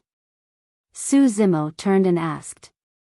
That pain was something he could not help with at all. Long Tsang could only depend on himself to endure, resolve and comprehend it. Not bad, let's go. Long Tsang gritted his teeth and said. His voice trembled slightly against the immense pain. Su Zimo nodded and began walking towards the gigantic stone pillars in the distance. With every few steps, he frowned. The deeper one ventured into the ancestral dragon ground, the richer and more berserk the ancestral dragon chi became. After taking a few steps, even his dragon phoenix body felt uncomfortable. Su Zimo looked back. True enough. Long Tsang had a pained expression and could no longer hold on. The green veins on his neck popped out and he suddenly growled deeply. Transforming to his true form, he sprawled on the ground and panted heavily to neutralize the ancestral dragon chi in his body. I can't advance anymore. Long Tsang's voice was a little weak. Young master, walk forward yourself. Be careful. All right. Su Zimo nodded and continued forward. As he gradually ventured deeper into the ancestral dragon ground, the ancestral dragon chi became richer and surged into his body wildly, baptizing his bloodline and body continuously. By the time Su Zimo arrived in front of the cemetery, his dragon phoenix body was already at its limits. His forehead was filled with sweat and scarlet scales grew on his body one after another. He was on the verge of transforming into his true form. There's a junior that can reach here? Suddenly, Su Zimo heard a soft exclamation. He turned towards the voice. At the entrance of the cemetery, an old man in his twilight years was looking at him. With a hunched and skinny body, he held a broom in his hands as though he was cleaning up the cemetery. There was a strange power in the old man's gaze. The ancestral dragon chi in Su Zimo's body exploded instantly. Roar! Su Zimo roared into the skies and reverted to his true form. With a dragon's body, Phoenix's tail and a gigantic pair of scarlet wings on his back, his entire body blazed with raging flames. The chi of the ancestral dragon coiled and its might spread, causing the entire ancestral dragon ground to tremble. Taboo Dragon Phoenix. The old man narrowed his eyes. Chapter 1411, North Sea Glaciers. Chapter 1411, North Sea Glaciers. Suddenly, a storm brewed in the cultivation world of Tianhuang mainland and news after news spread one after another, causing a huge uproar with countless cultivators of sex shocked. Have you heard? Desolate Marshal isn't dead. He appeared in the south region a while ago. I've heard about it as well. I heard that the primordial divine spring even appeared in the south region and was occupied by the Nangong aristocratic family. It seems like Desolate Marshal fought against the three aristocratic families. However, I don't know the exact details. Back then, when Su Zimo killed many mighty figures of the Dongfang and Shiman aristocratic families underground in Biming Town as well as two half-martial ancestors, the two aristocratic families remained silent about this matter and kept it a secret. Who would publicize something as such openly? Therefore, although news of the reappearance of Desolate Marshal spread in the cultivation world, nobody knew what exactly happened in the south region. This Desolate Marshal sure is lucky. He didn't die even after being exiled into the void by a half-martial ancestor. I heard that Desolate Marshal has already entered the conjoint body realm.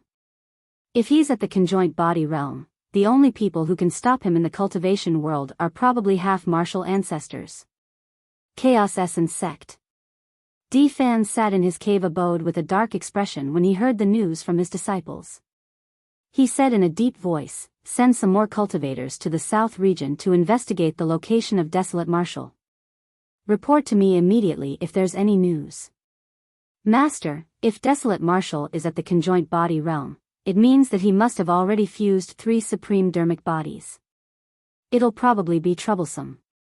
A cultivator said in a deep voice. Humph. D-Fan remarked coldly, no matter how strong he is, he has only just entered the conjoint body realm. A half-martial ancestor is not somebody that any conjoint body mighty figure can challenge across a major cultivation realm. Yes. The cultivator replied hurriedly. After pondering for a moment, D-Fan continued, "You don't have to worry. If I attack again, I won't be alone. This time round, even if I have to join forces with the other half-martial ancestors, I'll kill Desolate Marshal completely." In the cultivation world, there were people who were filled with hatred and worry when they heard that Desolate Marshal was still alive. Naturally, there were also people that rejoiced. Ethereal Peak, Great Zhou Dynasty's Ji Yaoshua, 100 Refinement Sects Extreme Fire, Elixir Yang Sect Xiaoning, Demonist Ji of the Fiend Sects. It was not only the cultivation world of Tianhuang mainland, even the major forbidden grounds were shaken. The fact that Desolate Marshal was alive was nothing much for the major forbidden grounds. What truly stirred a storm in the forbidden grounds was the news from Penglai Island. The dragon phoenix had descended. Furthermore, this dragon phoenix was one of Desolate Marshal's true bodies. The moment the news was sent, it alarmed the Ancestor realm experts of the various forbidden grounds. I heard that the dragon phoenix has already returned to the Dragon Bone Valley. It's not convenient for us to attack anymore. Yes, that old fart of the dragon race should still be alive. It's indeed not easy with him around. Actually, there's no need to worry. A powerful humanoid living being said slowly, for a taboo to grow, it requires immense resources. There's no way it can advance to the Ancestor realm without an extremely long period of time. That's right. Although the bloodline of a taboo is strong, it's extremely difficult to advance to the Ancestor realm, let alone become an emperor. Furthermore, that old thing from the dragon race doesn't have many years to live. Another humanoid living being said indifferently, that old thing will probably die before the dragon phoenix can grow further. Without him, the dragon race will be like a python without fangs. They'll still be slaughtered by us. What about Desolate Marshall's Green Lotus true body? Another person asked. I heard that his Green Lotus true body isn't dead either and has already entered the conjoint body realm. That's easy. Someone said, there's no sect or faction in the human race that can protect him. Even without us making a move, any half-martial ancestor can kill him. Furthermore, there are some monster incarnates among the younger generation of the primordial races in this generation. For example, the God race's Firmament Emperor, Goddess Xiaoxiang, the Golden Crow race's 7th Prince, the Rakshasa race's Rakshasayu, the Witch race's Young Master Arcane Ghost, the Blood Vine race's Teng Lingzi, and Savage Eye of our Heavenly Eye race. Any one of them is enough to kill Desolate Marshall. That's right. The birth of these monster incarnates of the primordial races is a catastrophe for the cultivation world of Tianhuang mainland. Another humanoid living being grinned with a cruel expression. Another person seemed to have recalled something and lamented with a soft sigh. However, although Savage Eye's talent and wisdom are strong and he was willing to destroy his own eyes in order to cultivate the heavenly eye, his accomplishments are probably still inferior to that person back then. You mean that abandoned child from back then? That's right. That lad was born after his mother copulated with a human cultivator. Therefore, his bloodline is impure and he's considered as a bastard child that's despised by his clansmen. To think that he would display an extremely terrifying potential after he joined the Buddhist sects of the human race. Although his bloodline was impure, his combat strength was stronger than any of the Heavenly Eye race beings. He became the strongest young cultivator of the human race in that generation. Another person nodded with a reminiscent gaze. Back then, only that remnant beast of the Blood Vine race could fight him. Unfortunately, both of them died many years ago.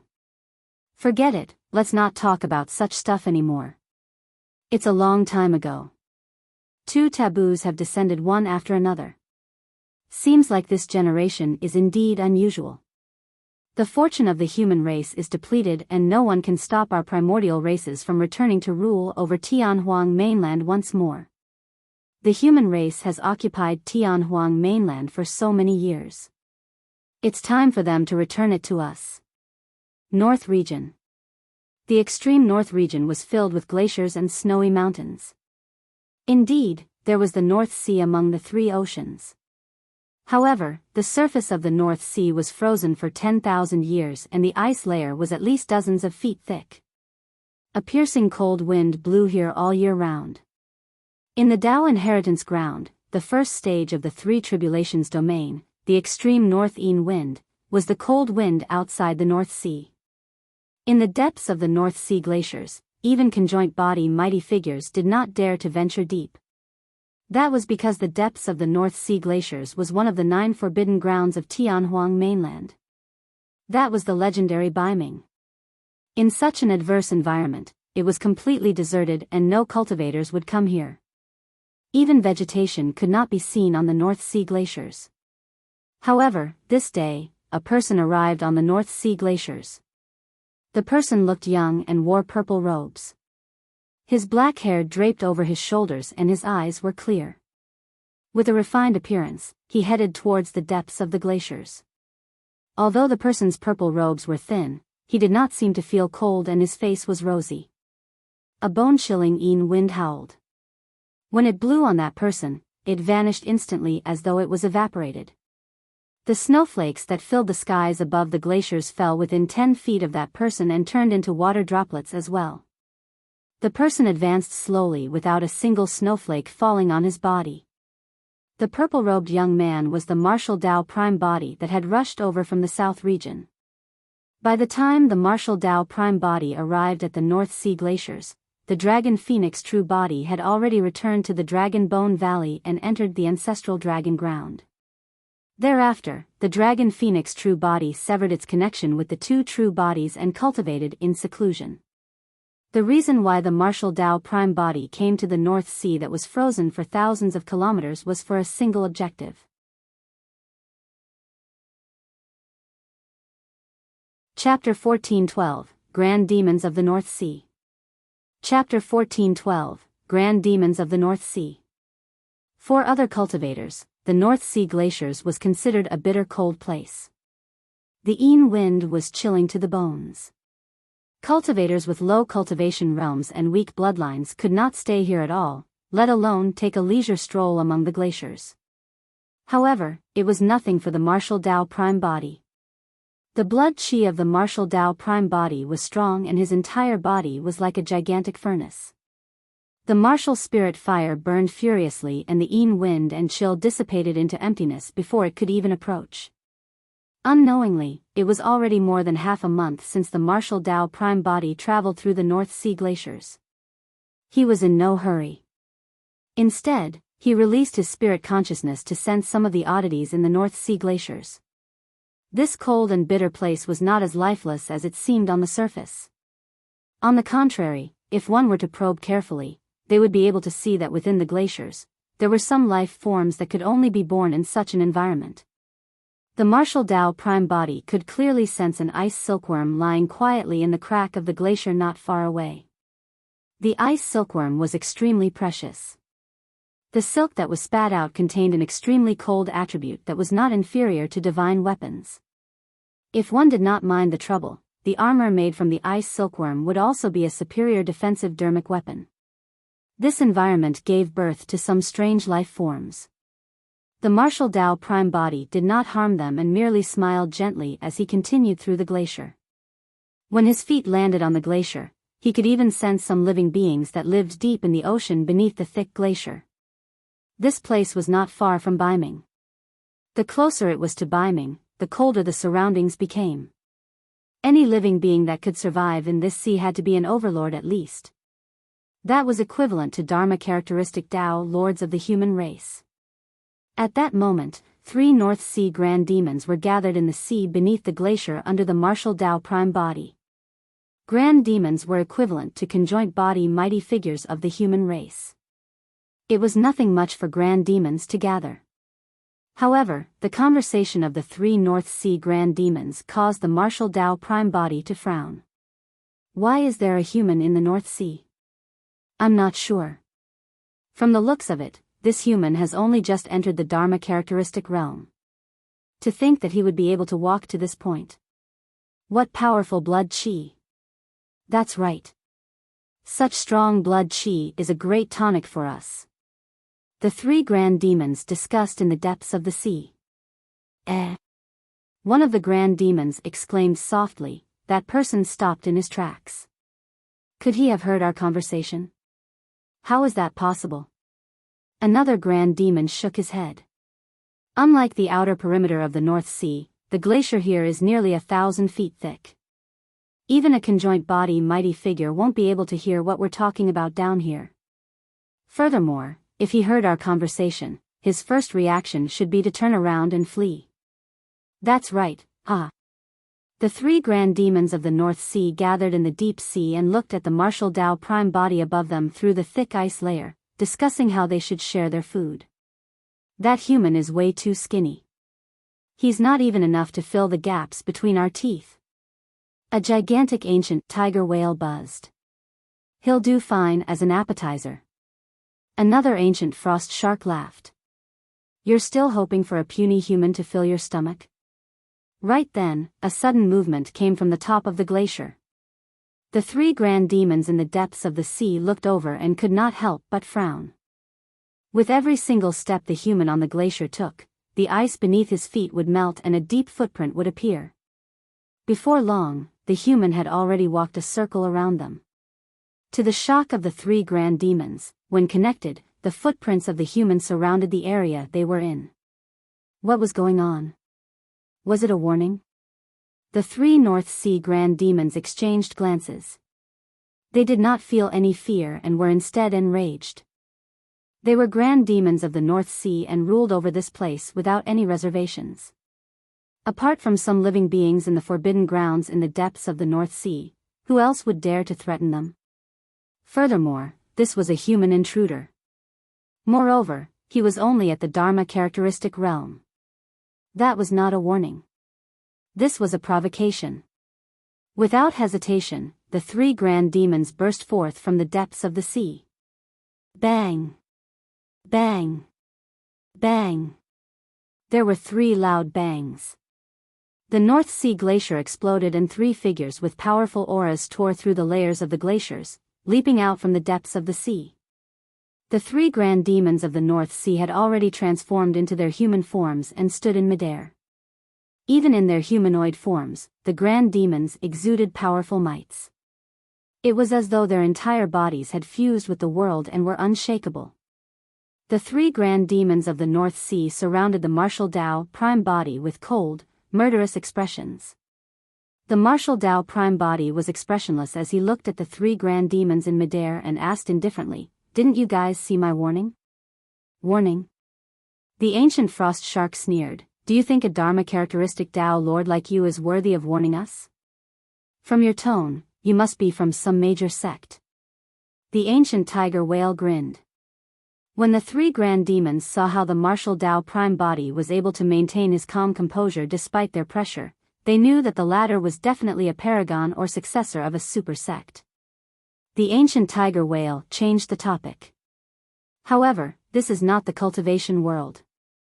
This is one of the 8 demon regions, the North Sea. You must be tired of living to be arrogant in our territory. The true form of the other grand demon was an ancient gigantic horseshoe crab. The gigantic horseshoe crab laughed as well. Even if you're a disciple of a super sect, nobody will know who killed you if you die in this desolate and cold place. No matter how strong the faction behind you is, it's of no threat to grand demons like us who can come and go as we please. The martial Tao prime body shook his head. I have no faction backing me, nor am I the disciple of any super sect. After a brief pause, he continued, however, it's best if you guys don't provoke me. Alone, I'm already the greatest threat. Huh? As though they had heard something unbelievable, the three grand demons of the North Sea were stunned for a moment. Ha ha ha ha. Immediately after, the three grand demons of the North Sea burst into laughter with mocking expressions. What an eye-opener. The ancient frost shark grinned. These days, even an early-stage Dharma characteristic human cultivator dares to threaten a grand demon in our territory. Let's see what you have to threaten us with. The ancient tiger whale roared and transformed into a streak of light in a flash, charging toward Su Zimo. It believed that with its body as a conjoint body, a single charge would be enough to crush this Dharma characteristic Tao lord into pieces. The martial Tao prime body's expression turned cold as his eyes lit up. The martial spirit fire burned and his blood chi circulated. With a loud bang, it was as though he had vanished, leaving only a gigantic furnace on the spot. The thick glacier beneath the furnace melted rapidly. Broop! Broop! Instantly, the seawater in the sea surged with a terrifying might. Chapter 14:13, One Punch. Chapter 14:13, One Punch. The glacier that was close to 1,000 feet tall melted in the blink of an eye and the seawater surged. It was obvious how high the temperature of the furnace was. The ancient tiger whale had just closed in when it felt a surging heat wave surge towards it, causing its beard to burn instantly. To the ancient tiger whale, it felt as though there was a gigantic furnace up ahead. If it continued charging over, it would be equivalent to leaping into the furnace and being burned to ashes. The ancient tiger whale stopped in its tracks hurriedly. Right then, the martial Tao prime body attacked. Without any fancy techniques or actions, he merely threw a simple punch towards the ancient tiger whale. His blood chi surged with the sound of tsunami. Tsunami blood. The 3 grand demons of the North Sea were shocked. Although they had cultivated to become grand demons, their bloodlines had not reached the stage of tsunami blood. At that moment, the blood chi released by the martial Dao prime body's punch was almost about to drown the ancient tiger whale. The ancient tiger whale felt suffocated and could not even conjure its true form. All it could do was raise its arms to defend with all its might. At the same time, the ancient tiger whale channeled its essence spirit, prepared to defend against the prime body's attack with its arms before reverting to its true form. Bang! The martial Dao prime body punched the arms of the ancient tiger whale heavily. Snap! Right after, the sound of bones cracking could be heard. The thick arms of the ancient tiger whale were snapped by the fist of the martial Dao prime body. What was even more frightening was that the power of that punch surged like the ocean and was as violent as fire.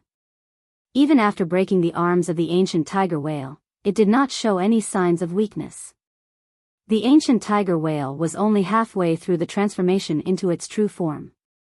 Right then, the fists of the martial Dao prime body struck him heavily and a terrifying power surged into his body instantly, destroying the life force in the grand demon's body as though it was crushing dry weeds. Its organs were smashed and most of its bones were shattered. Boom! Right in front of the ancient frost shark and the ancient gigantic horseshoe crab, the ancient tiger crocodile was ruptured by a single punch from the martial Dao prime body before it could even complete its transformation into its true form. The moment its essence spirit escaped, it was crushed by the heavy fist intent of the martial Dao prime body and died on the spot. Dead.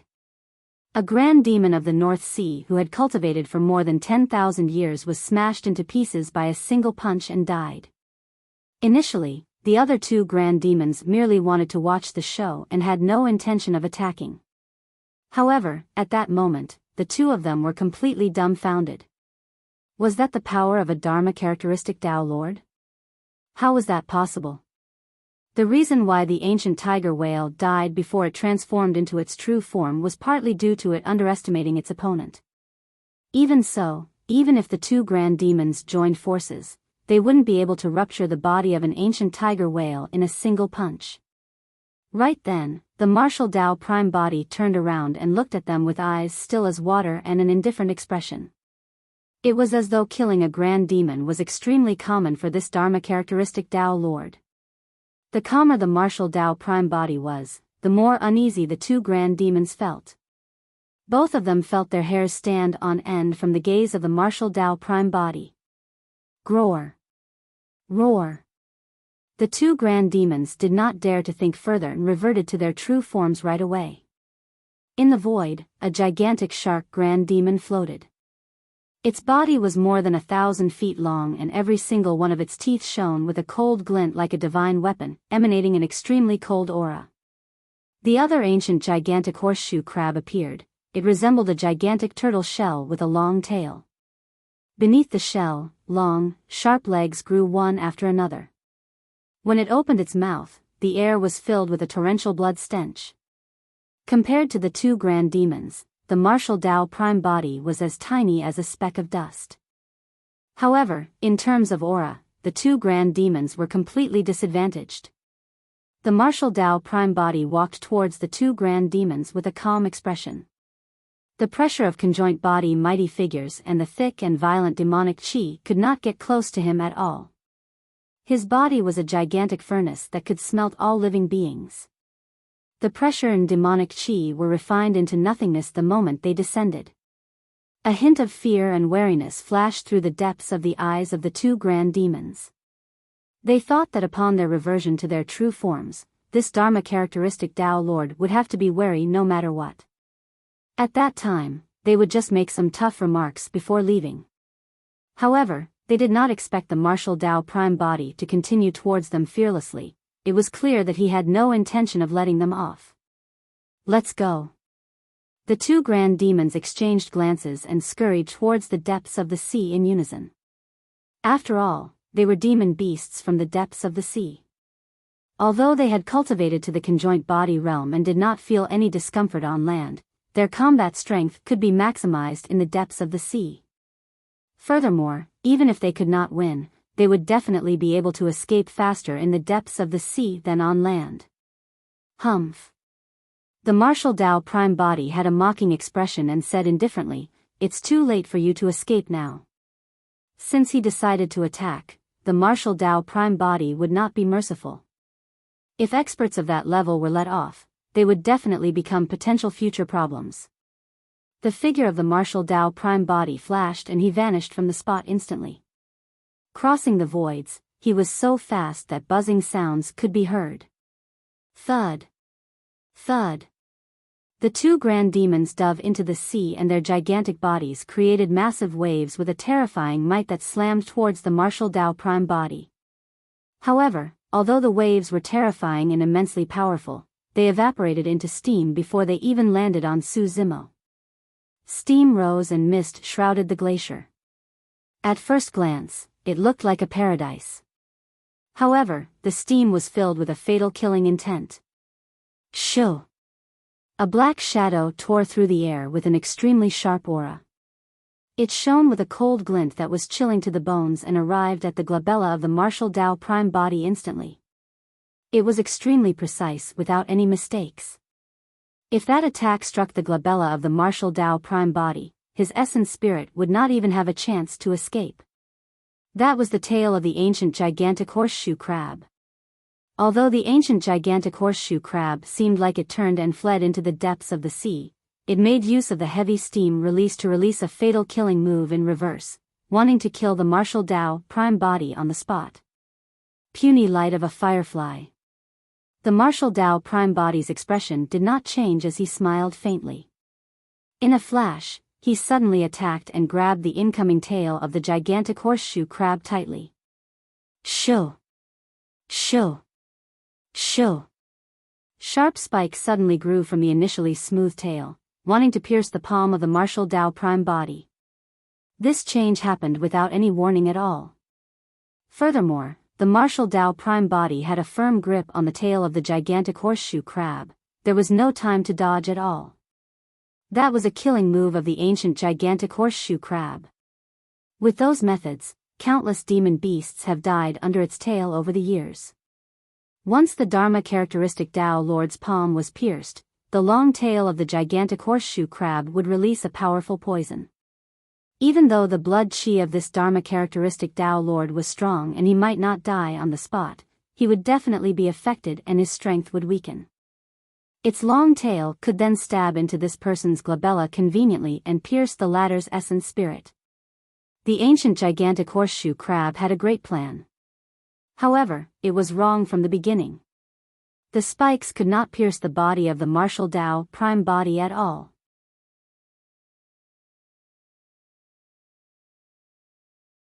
Chapter 14:14, Kill Them All. Chapter 14:14, Kill Them All. The foundation of the martial Dao was the body. Practitioners of the martial Dao did not require spirit roots and they could not sense the spirit chi of heaven and earth either. They could only use their bodies as the foundation to constantly develop their potential and open up secret grounds. The body of the martial Dao Prime Body was the martial Dao furnace that nourished the 100 sutras and contained all dharmic arts by fusing them into it. The martial spirit fire was relentless and refined continuously. The strength of this body was something that even his dragon true body back then could not match. How shocking was it for someone to possess the power of a dragon elephant at the Golden Core realm. Although the tail spikes of this ancient gigantic horseshoe crab were sharp, they could not pierce the flesh of the martial Dao Prime Body. The ancient gigantic horseshoe crab's heart skipped a beat as disbelief filled its eyes. How was that possible? As a grand demon, its fangs and claws could even fight against mighty figure dharmic weapons. However, they could not pierce the flesh of this Dharma characteristic Dao Lord. Finally, the ancient gigantic horseshoe crab felt fear. At that moment, the martial Dao Prime Body frowned. Although the spikes of the ancient gigantic horseshoe crab's tail did not manage to pierce his flesh, it still caused him to feel pain. The expression of the martial Dao Prime Body turned cold. Exerting strength in his arm, he yanked the massive body of the ancient gigantic horseshoe crab that was dozens of feet tall out of the depths of the sea. Although the ancient gigantic horseshoe crab had the power to overturn rivers and oceans, it could not control its body from the palm of the Martial Dao Prime body and was flung into the air. The Martial Dao Prime body leaped and punched the back of the ancient gigantic horseshoe crab. Crack! Crack! Crack! Cracks appeared one after another on the back of the ancient gigantic horseshoe crab, expanding rapidly. The ancient gigantic horseshoe crab did not have many killing moves, its specialty was defense. The gigantic horseshoe crab race was filled with shells that were invulnerable to weapons, water and fire the moment they were born. Even demon beasts that were stronger than them had no way of breaking through. However, at that moment, the Martial Dao Prime body's punch crushed the shell of the ancient gigantic horseshoe crab. Without the protection of the tough shell, the terrifying power surged in and penetrated the body of the ancient gigantic horseshoe crab instantly. Flesh and blood splattered in midair in an extremely tragic manner. Shoo! The essence spirit of the ancient gigantic horseshoe crab transformed into a streak of light and fled into the distance. The Martial Dao Prime body reached out and grabbed through the void. The void in the distance distorted and the essence spirit of the ancient gigantic horseshoe crab was minced instantly by the distortion of space, dying on the spot. Suddenly, the storage bag of the Martial Dao Prime body moved. Something with a mysterious aura leaped out. It was rotund and its body was filled with strange patterns, emitting a powerful devouring power. That round object was the Kuan Peng egg. Sensing the aura of the flesh outside, the Kuan Peng egg could not hold it back any longer. Without waiting for the Martial Dao Prime body to take it out, the Kuan Peng egg dashed out of the storage bag on its own accord and devoured the flesh and essence of the two North Sea Grand Demons in huge mouthfuls with extreme excitement. The blood chi contained by massive demon beasts such as the ancient tiger whale and ancient gigantic horseshoe crab was shocking as well. The blood chi of those two North Sea Grand Demons was even more immense than the 30-odd conjoint body mighty figures of the two aristocratic families that died. The North Sea was the only place that could nurture a Kuan Peng. The Martial Dao Prime body ignored the Kuan Peng egg. After killing the ancient gigantic horseshoe crab, the gaze of the Martial Dao Prime body shifted, as though it could cross the layers of oceans, and landed on the ancient frost shark that was escaping wildly in the depths of the oceans. Swash! The Martial Dao Prime body leaped into the depths of the sea. Bang! Boom! Boom! The seawater surged and spread to both sides, as though it was opening up a wide path for the Martial Dao Prime body. There was no seawater where the Martial Dao Prime body stepped foot. Although he was deep in the sea, a gigantic void was formed within 100 feet around him without any seawater surging in. The distance between the man and demon narrowed rapidly. The Martial Dao furnace of the Prime body smelted 100 sutras and many powerful movement techniques were fused together. His speed was extremely terrifying and the ancient frost shark could not escape at all. Fellow Daoist, I'm quite famous in these waters as well. At that moment of life and death, the ancient frost shark could not care less about its dignity and took the initiative to beg for mercy. As long as you're willing to let me live, I'll definitely lay my life on the line for any orders in the future. I've given you a chance but you didn't cherish it. The Martial Dao Prime body replied blandly. Fellow Daoist, are you really going to be that ruthless? The ancient frost shark ground its teeth so hard that they cracked. With its back facing the Martial Dao Prime body, its eyes were filled with hatred and indignance. The Martial Dao Prime body remained silent and moved even faster. Human, I'll fight you.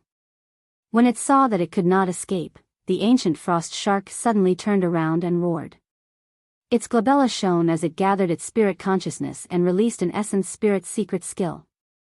A gigantic cold beam tore through the waves like a gigantic blade that slashed towards the Martial Dao Prime body.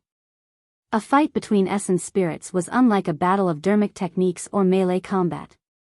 In the ancient frost shark's opinion, no matter how strong this Dharma characteristic Dao Lord's body was, the strength of his essence spirit was limited due to his cultivation realm. It would be best if this person could be killed instantly. Even if not, an essence spirit fight would result in an internecine outcome. This human would not get off lightly either. Essence spirit secret skill? The martial Tao prime body had a calm expression and channeled his essence spirit as well. A purple flame floated out from his glabella and was filled with a shuddering aura. The flame looked extremely weak, as though a gust of wind could extinguish it. However, when the ancient frost shark's gigantic blade struck it, the purple flame merely swayed and continued burning. As for the ancient frost shark's gigantic blade, it melted into nothingness in the blink of an eye. The pupils of the ancient frost shark constricted with a horrified expression. The purple flame did not continue floating towards it and merely stopped not far away, gradually extinguishing. The ancient frost shark heaved a sigh of relief. All of a sudden, its expression changed. In its consciousness, a sharp pain came from its essence spirit. It was unbearable, as though some flame was burning its essence spirit. Ah! The ancient frost shark let out a hysterical roar as its massive body rolled in the depths of the sea, creating raging tides. However, no matter how much it struggled, it could not survive. The martial spirit fire of the martial Tao prime body possessed a similar effect as the reverse scale. They must not be touched. Once the consciousness was tainted by it, the essence spirit would be burned by the martial spirit fire. Within a few breaths, the ancient frost shark had already quietened down. There were no injuries on the gigantic body that was more than 1,000 feet long. However, in its consciousness, its essence spirit had already vanished and was burned into nothingness by the martial spirit fire. All three grand demons of the North Sea were dead. The martial Tao prime body waved his sleeves and collected the corpse of the ancient frost shark before turning back the way he came. Before long, he returned to the distance where the Kuan Peng egg was still trying its best to devour the essence energy of the flesh and blood of the ancient tiger whale and ancient gigantic horseshoe crab. The martial Tao prime body threw the ancient frost shark's corpse in front of the Kuan Peng egg as well. Eat it. The Kuan Peng egg bowed repeatedly to express its joy. The martial Tao prime body turned around and looked in the direction of Ming, murmuring softly, "This should be the last time I'm feeding you. From now on, you'll return to the world that belongs to you. I wonder when we'll meet again." When it heard that, the Kuan Peng egg that was initially excited calmed down and looked disappointed.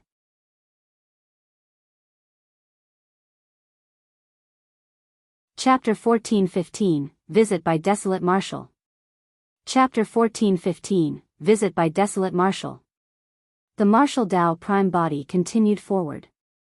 The coldness in the depths of the North Sea was even more intense and the Yin wind was chilling to the bones. Even the martial Tao prime body had to channel his bloodline with all his might to withstand the coldness. No life could be sensed within the range of the martial Tao prime body's spirit consciousness anymore. He was already in the depths of the North Sea. Right then, the martial Tao prime body looked into the distance and his heart skipped a beat. On the distant horizon, there were no longer snow-white glaciers.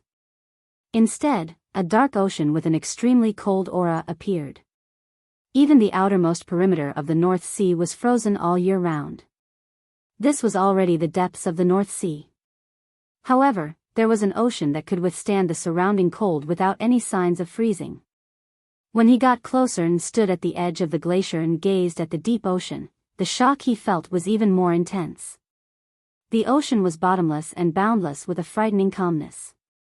It was as though there was an extremely terrifying life form hidden deep in the ocean that could explode at any moment and create torrential waves.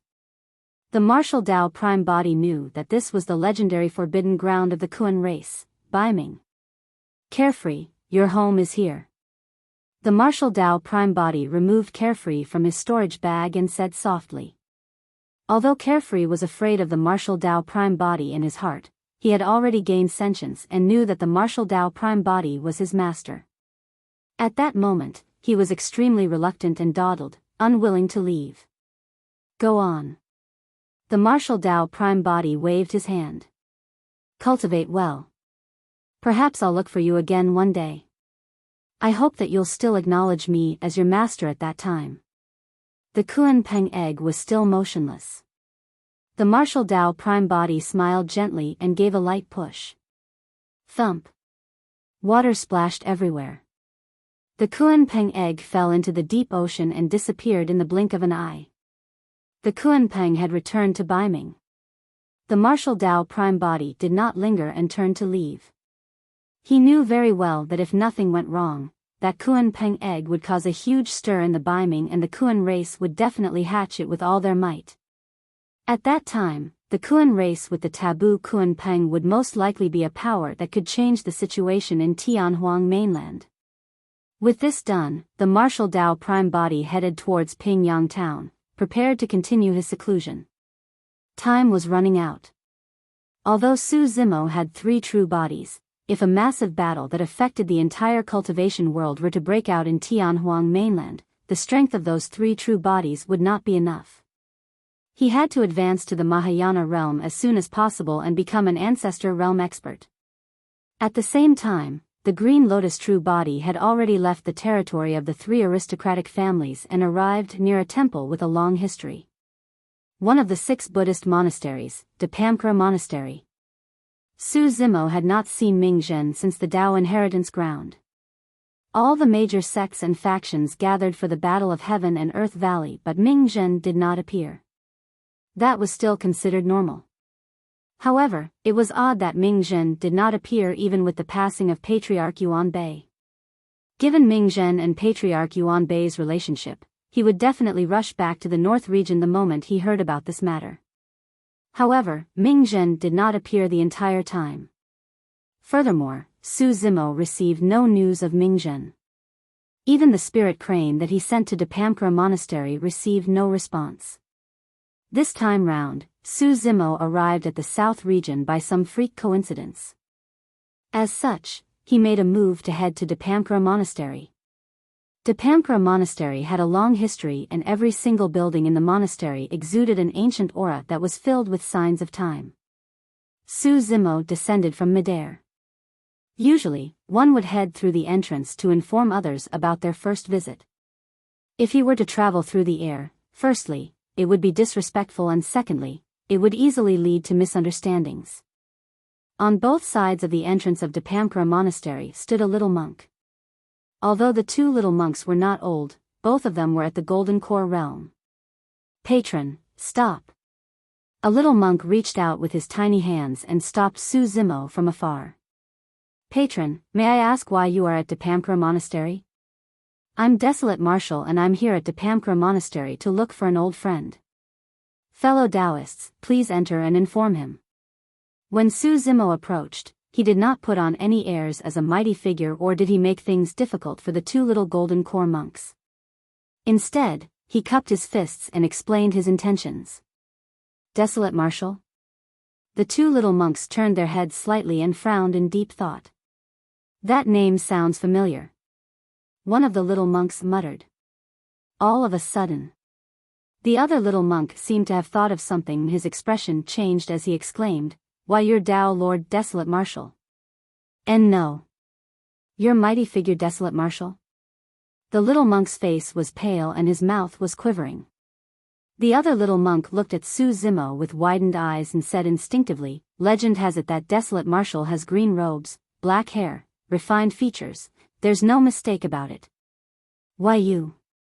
"Patron, no, Senior. Wait here for a moment. I'll inform about your arrival right away." One of the little monks muttered incoherently before turning to flee. The other little monk was also scared out of his wits and ran up the mountain, not daring to linger. Su Zimo shook his head gently and laughed. It was no wonder why the 2 little monks were so frightened. Back in the Shiman villa, even a conjoint body mighty figure was stunned by Desolate Marshal's name and did not dare to attack him, let alone 2 little Golden Core monks. Su Zimo was in no hurry. He stood at the entrance of the mountain and closed his eyes to rest, waiting quietly. Time slowly passed. Before long, an hour passed. The 2 little monks seemed to have disappeared and did not return. Su Zimo's expression was unchanged and his eyes were still closed. In the blink of an eye, 2 hours passed. Su Zimo frowned. Even if anything went wrong in between, 2 hours was more than enough time for the news to be sent.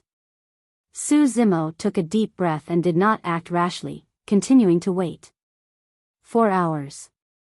6 hours. The sun in the west gradually set. Su Zimo finally opened his eyes. Expressionlessly, he said slowly, "I'm Desolate Marshal and I've come to Depamkara Monastery to meet an old friend. He is the titular disciple of Depamkara Monastery." Although his voice was neither loud nor soft, it echoed through every corner of Depamkara Monastery. "Patron Desolate Marshal, please return." Right then, a voice sounded from Depamkara Monastery. The titular disciple of Depamkara Monastery used to be Kongru. "He doesn't know you, Patron Desolate Marshal, much less is he an old friend of yours." Su Zimo raised his brow. He remembered clearly that Ming used to be the titular disciple of Depamkara Monastery. Could the titular disciple of Depamkara Monastery have changed? Su Zimo was already getting impatient. With a cold expression, he declared once more, "The old friend that I want to see is Ming Zhen." A moment later, the voice from Depamkara Monastery sounded once more. "Ming Zhen has already left the monastery. Patron Desolate Marshal, if you wish to see Ming Zhen, please search for him yourself." Left the monastery? Su Zimo sneered internally. If Depamkara Monastery had told him that in the beginning, he might have believed it. But, now that Depamkara Monastery was being secretive and even forbade him from entering the monastery, there was no way Su Zimo could believe that. "Since that's the case, I won't request to meet my old friend for my visit to the monastery today. Instead, I want to meet all the accomplished monks and discuss the Tao and Buddhism with them."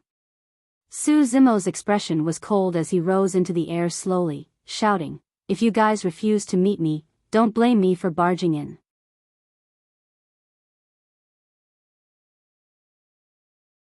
Chapter 14:16, Challenging the Monastery. Chapter 14:16, Challenging the Monastery. Audacious. Upon hearing Desolate Marshal's words, a soft holler sounded from Depamkara Monastery, as though the person who spoke was enraged as well. No matter what, Depamkara Monastery was one of the 6 Buddhist monasteries and was definitely a super sect in Tianhuang mainland that had been passed down through history. It had never been threatened like this before. "This is Depamkara Monastery. How dare you behave so insolently here?" The voice from the monastery was extremely stern. Su Zimo scoffed coldly. If it was in the past, he might not have been qualified. But now that he had entered the conjoint body realm, he dared to challenge even super sects. Since this concerned Ming Zhen, he had to find out the truth no matter what. Su Zimo ignored Depamkara Monastery's warning and flew into the air, heading towards the monastery on the mountain. Desolate Marshal. When he saw Su Zimo ignore the warning, the voice from Depamkara Monastery seemed to get anxious as well. "If you dare to advance recklessly, don't blame Depamkara Monastery for taking you down." "That's great. I want to witness the capabilities of the accomplished monks of Depamkara Monastery." Su Zimo burst out in laughter. "Activate the formation." The voice of Depamkara Monastery sounded. Hum. Hum. Hum. Instantly, a blinding golden light burst forth from the surroundings of Depamkara Monastery and illuminated the entire place in a blinding manner. Depamkara Monastery's sect protection formation. At the same time, sacred Sanskrit sounds echoed from the formation one after another. When heard clearly, it made one feel a sense of guilt and regret unconsciously. If a cultivator with a lower cultivation realm were to hear the Sanskrit sounds, they would have surrendered to their sins immediately. Furthermore, there was a high chance that they would even convert to Buddhism. However, Su Zimo was well versed in Buddhism and sat in the Tao inheritance ground for 5,000 years to deduce the martial Tao. His experience forged an unshakable and indestructible determination. The Sanskrit did not affect him at all.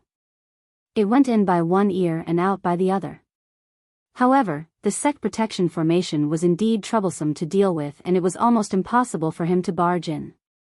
Su Zimo's expression was unchanged as he focused his gaze at the formation. The monk of Depamkra Monastery sensed that Su Zimo had stopped in his tracks and seemed to be in a predicament. He could not help but say again, "Patron Desolate Marshal, please head back. Power of the Ancestor realm is required to break through this sect protection formation. Even half-martial ancestors can't do it, let alone you who have just advanced to the conjoint body realm, Patron." Su Zimo was unmoved. Actually, at that moment, he was already deducing the sect protection formation. His mind was churning rapidly as he tried his best to locate the formation eye. The transformation and evolution experienced by Su Zimo after 5,000 years of contemplation in the Dao inheritance ground was indescribable. The martial Dao was the final gain and outcome. However, during that period of time, Su Zimo obtained the inheritances of more than 30 mighty figures and half-martial ancestors. Formation techniques were one of them. Without the inheritance of formation techniques, he could not have comprehended the incomplete teleportation formation either. Patron Desolate Marshal. When the monk of Depamkra Monastery saw that Su Zimo was still unwilling to leave, he seemed to get impatient and said in a deep voice, "Buddha is benevolent and our monastery is unwilling to sow ill will with you. This formation is only in a defensive state right now. If you refuse to leave, don't blame me for activating the offensive formation." Fufu. Right then, Su Zimo's eyes flashed and he suddenly laughed. "You won't have that chance," Su Zimo said indifferently. Boom. He waved his sleeves and conjured a sword art. Instantly, 49 extremely sharp sword chi burst forth from his sleeves in a blinding manner. TSK. TSK. TSK.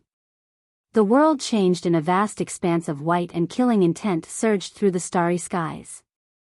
Those were all heaven-slaying sword chi and were extremely sharp. Under Su Zimo's control, the 49 heaven-slaying sword chi shot towards every single corner of Depamkra Monastery with extreme precision. Some of the sword chi entered the grass. Some of the sword chi stabbed into the green stone. Some of the sword chi severed the ancient trees. When the monk of Depamkra Monastery saw that, his expression changed. Those sword chi were not stabbing casually. Every single sword chi landed at the formation eyes. Actually, the sect protection formation was already rather complicated and had as many as 49 formation eyes. It formed a heavenly cycle and had an extremely strong defense. Only true Mahayana patriarchs could break through the formation with their divine powers. However, no matter how complex or powerful the formation was, it had weaknesses and openings, the formation eyes. Formation eyes were the crux and core of how formations functioned. No matter how strong a formation was, once the formation eye was destroyed, it would naturally not be able to hold out. There was no way the 49 formation eyes could defend against the sharpness of the heaven-slaying sword chi, and they were pierced almost instantly. Bang! Boom! Boom! The sect protection formation dissipated instantly. Su Zimo had expended a lot of effort in this clash. After all, it was an immense burden for him to locate the 49 formation eyes of the sect protection formation in such a short period of time. However, the monks of Depamkra Monastery saw the situation differently. None of them knew how much effort Su Zimo had expended. To them, Su Zimo merely waved his sleeves gently and the entire sect protection formation dissipated. Desolate Marshal, you. It was clear that the monk from Depamkra Monastery had not expected such a scene. Su Zimo strode forward and arrived in front of the tall and tightly shut monastery. He hollered softly, "Since all the accomplished monks are unwilling to meet me, I'll have to pay a personal visit." Before his sentence was finished, Su Zimo clenched his fists and punched towards the monastery door. Although this monastery door was made from a unique rock of the universe and was incomparably tough, there was no way it could defend against the power of a grade 7 creation green lotus. Boom! The monastery door was smashed by Su Zimo's punch and countless rocks exploded in all directions. Amidst the rumbling dust, Su Zimo was like a god that looked down on the world and could not be offended. He crossed the ruins and walked slowly into Depamkra Monastery. Opposite the monastery door was the massive Heavenly King Palace. At that moment, many monks stood in front of the Heavenly King Palace. Although their cultivation realms varied, the weakest were at the Void Reversion realm. There were also many Dharma-characteristic Tao lords and more than 10 conjoint body mighty figures. As though they were faced with a great enemy, those monks were on guard as they glared at Su Zimo, who was walking over slowly. The conjoint body monk in the lead might be rotund, but he had a dignified expression. Holding a diamond Zen staff in his left hand and a string of prayer beads in his right, he scrutinized Su Zimo as well. "Patron Desolate Marshal, how dare you barge into Depamkara Monastery and destroy our monastery door?" The diamond Zen staff in the hands of the fat monk slammed heavily onto the ground with a deafening bang that sounded like thunder. The thump of the diamond Zen staff coupled with the fat monk's shout produced an extremely powerful sound domain attack. However, Su Zimo's expression was calm. The sound domain attack could not hurt the grade 7 creation green lotus at all. In the current cultivation world, apart from some cultivators of the 3 aristocratic families, no one knew what sort of transformation Su Zimo had undergone in Biming Town. "Who are you?" Su Zimo asked expressionlessly. "I'm the abbot of Depamkara Monastery. My dermic title is Hui Shen," the fat monk said slowly.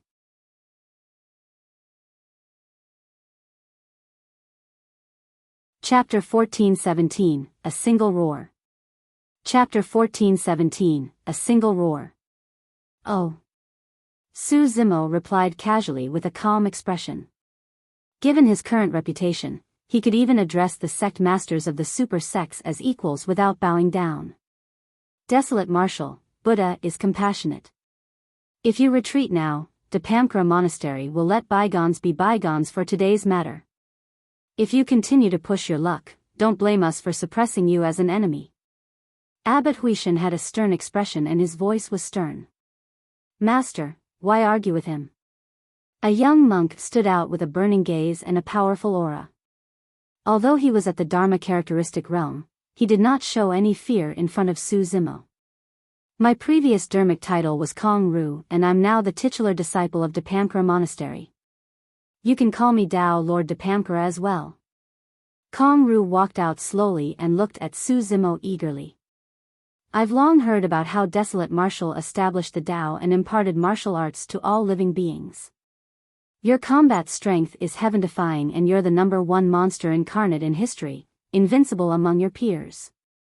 Up till this point of my cultivation, I've never lost either and I've also suppressed conjoint body mighty figures. Patron Desolate Marshal, let me witness your capabilities today."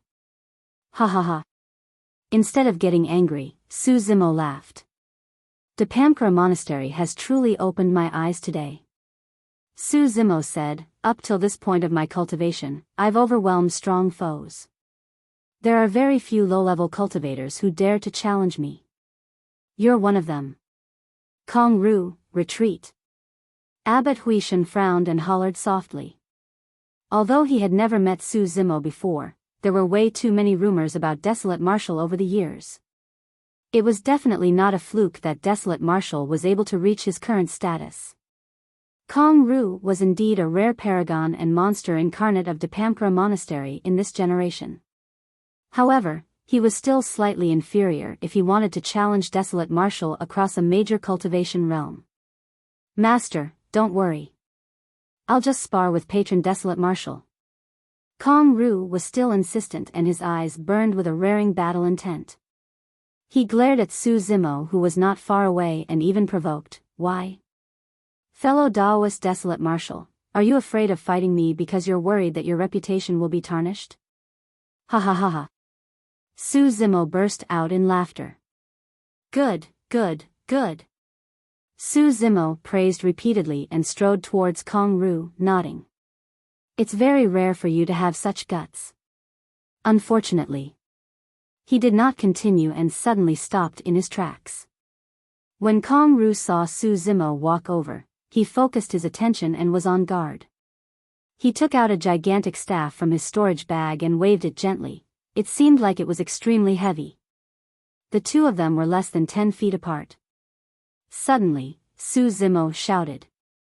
Kill. Snap. There was a deafening sound. It exploded in Kong Ru's ears like thunder.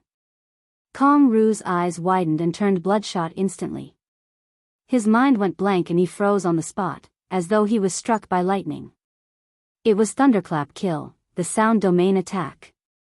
Now that Su Zimo was at the conjoint body realm and his body had transformed into a grade 7 creation green lotus, the might of his sound domain attack had increased exponentially as well. Even a conjoint body mighty figure might not be able to withstand it, let alone Kong Ru, who was only at the Dharma characteristic realm. Unfortunately, your combat strength is a little lacking, Su Zimo said indifferently. It was only then that he continued what he had not finished earlier on. Thump. Kong Ru collapsed stiffly with his eyes closed. Although he was still breathing, he had fainted from the shock. The monks were in an uproar. The titular disciple of Dipamkara Monastery fainted from a single roar of Desolate martial. That exchange was extremely sudden and short. Sound domain attacks were instantaneous. Even if Abbot Huishen and the other monks wanted to help, it would be too late. Furthermore, Abbot Huishen and the other monks were not too far away from Su Zimo.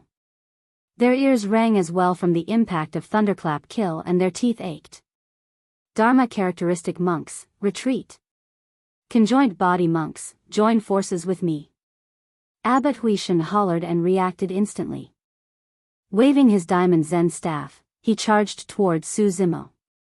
More than 10 conjoint body monks released their destiny dermic weapons one after another and attacked Su Zimo. Desolate Marshal, you barged into Dipamkara Monastery and destroyed our formation, our monastery door, and even injured our titular disciple. Don't blame us for joining forces to suppress you, he said in a deep voice. You guys think that you're strong enough to suppress me? Su Zimo scoffed coldly. Boom. In a flash, he transformed into a streak of light and appeared before Abbot Huishen in the blink of an eye, punching with his fist. Abbot Huishen swung the diamond Zen staff and smashed it towards Su Zimo's fist. Su Zimo did not dodge or avoid. In fact, he did not even change tactics. You're asking for trouble. Abbot Huishen harumphed and did not stop. His diamond Zen staff was forged from diamond meteors and was indestructible. It was a connate mighty figure dermic weapon and was not something that a body of flesh and blood could defend against. Bang! As that thought crossed his mind, the diamond Zen staff held by Abbot Huishen smashed heavily against Su Zimo's fist. Instead of the bone-crushing sound he had imagined, there was a strange sound of defeat.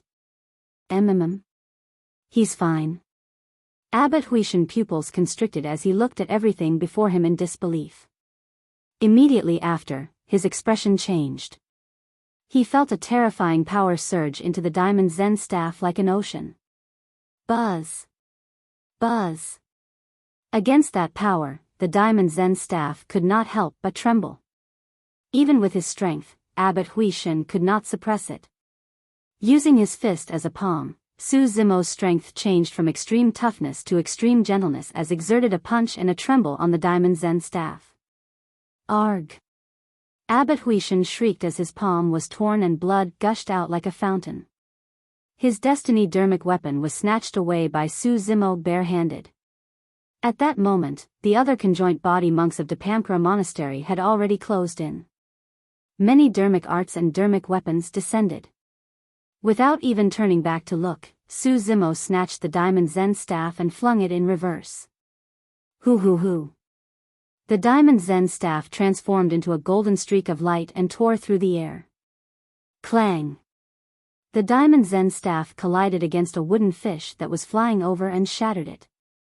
A conjoint body monk's expression changed and he spat out blood. That wooden fish was his destiny dermic weapon, but it was destroyed by Su Zimo in a single move. The diamond Zen staff continued its momentum and charged towards the embrace of another conjoint body monk. The monk hurriedly retracted his destiny dermic weapon. It was a gigantic ancient bell that shielded him. Dong! The diamond Zen staff collided against the ancient bell with a long bang. The conjoint body monk shuddered and fell from midair with a dazed expression and listless eyes. He was stunned by his own ancient bell that was in his embrace. Swoosh! Suddenly, the sound of a tsunami surged from within Su Zimo's body. Ah! Roaring into the skies, Su Zimo's blood chi was torrential as he charged towards the surrounding conjoint body cultivators. Bang! Bang! Bang! Su Zimo was barehanded and did not use any dermic weapons or dermic arts. He shattered all the incoming dermic arts and repelled all the incoming dermic weapons. He could break all dermic arts with brute force.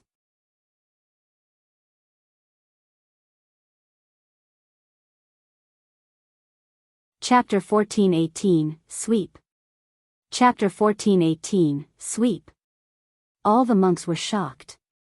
The battle of Heaven and Earth Valley spread throughout the world, and all the cultivators knew that this true body of Su Zimo had many dermic arts as trump cards. However, it was weaker in terms of physique and bloodline. However, they did not expect that he would be able to break all dermic arts with his tsunami blood and destroy all the dermic arts and weapons of the monks. Ma. Ni. Pa. Mi. Hum. The 6 words of the Daming mantra burst forth and Sanskrit reverberated through the world. Fiend Suppression Seal, Immortal Trap Seal, Demon Subduing Seal, Immovable Foundation Seal, Great Mount Meru Seal and Great Vajra Will Seal. 6 dermic seals descended instantly. The monks conjured secret skills to fight once more. However, Su Zimo had advanced to the conjoint body realm and attained the grade 7 green lotus body. The black-haired essence spirit was tempered with the Tao techniques of the immortal, Buddhist and fiend sects, and its essence spirit was even more condensed than a half-martial ancestor. Boundless dermic powers were released with a single thought of the spirit consciousness. Even the most ordinary dermic art was difficult to defend against, let alone the heaven-grade cultivation technique of Daming Monastery that was being released right now. Bang! Bang! Bang! The monks that were clashing head-on with the 6 Daming dermic seals were suppressed one after another and fell to the ground. Their faces were pale as their organs were shaken and fresh blood sprayed from their mouths. The moment Abbot Huishan charged forward, he was suppressed by the great Mount Meru seal. In a flash, Su Zimo arrived before a conjoint body monk and slapped his palm on the monk's head. The monk was stunned by the Daming mantra and reacted slower. Unable to dodge in time, he could only raise his arms to defend. Snap! The arms of the conjoint body monk were snapped by Su Zimo and he fell from midair. Without even turning back, Su Zimo suddenly retreated and smashed into the arms of another monk, sending the latter flying. Right now, Su Zimo was a grade 7 creation green lotus in human form. Under the encirclement of the monks, he barged forward and no monk could defend against him. The battle broke out and in less than 10 breaths, Abbot Huishan and more than 10 conjoint body mighty figures were defeated. Who are you?